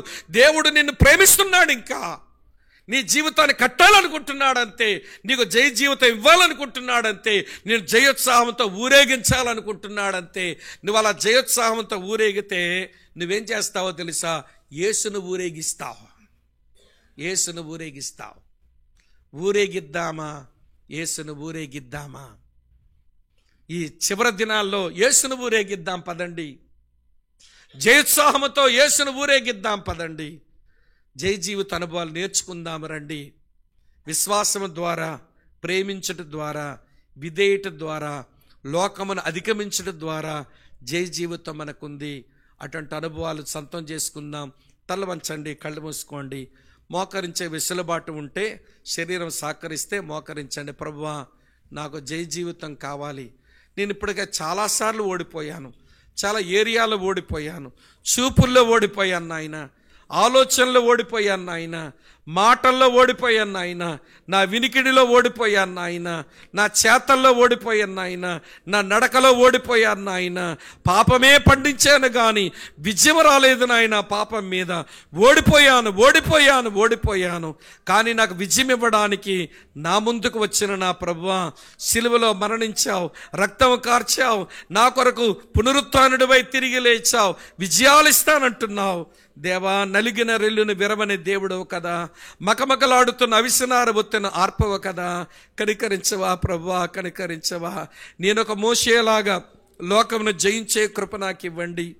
నేను ఒక రాహాబు అనబడ్డ వేశ్యలాగా నేను ప్రేమించడం నాకు నేర్పించండి. విధేయత చూపి నేను నా కుటుంబానికి, నా పిల్లలకు ఆశీర్వాదం తెచ్చినట్లుగా నాకు జయ జీవితం దయచేయండి.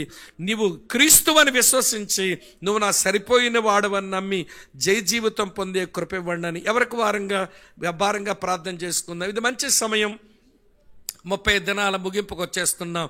ఇంక ఒక్కరోజే మిగిలింది మన ముందు. ఇంకా ఈ నెలలో ఒక్కరోజే మిగిలింది మన ముందు. 29వ దినాన్ని దేవుడు నీతో మాట్లాడుతున్నాడు. నీ ఓటములన్నీ సైతాన్ని జ్ఞాపకం చేస్తున్నాడేమో, నీ ఓటములన్నీ నీ హృదయము, నీ మనస్సాక్షి జ్ఞాపకం చేసేస్తున్నాయేమో. పర్వాలేదు సహోదరుడా, నీకు క్రీస్తులో విజయం ఉంది, మనకు క్రీస్తులో విజయం ఉంది. నమ్ముదాం, జయ జీవితానికి అడుగులు వేద్దాం.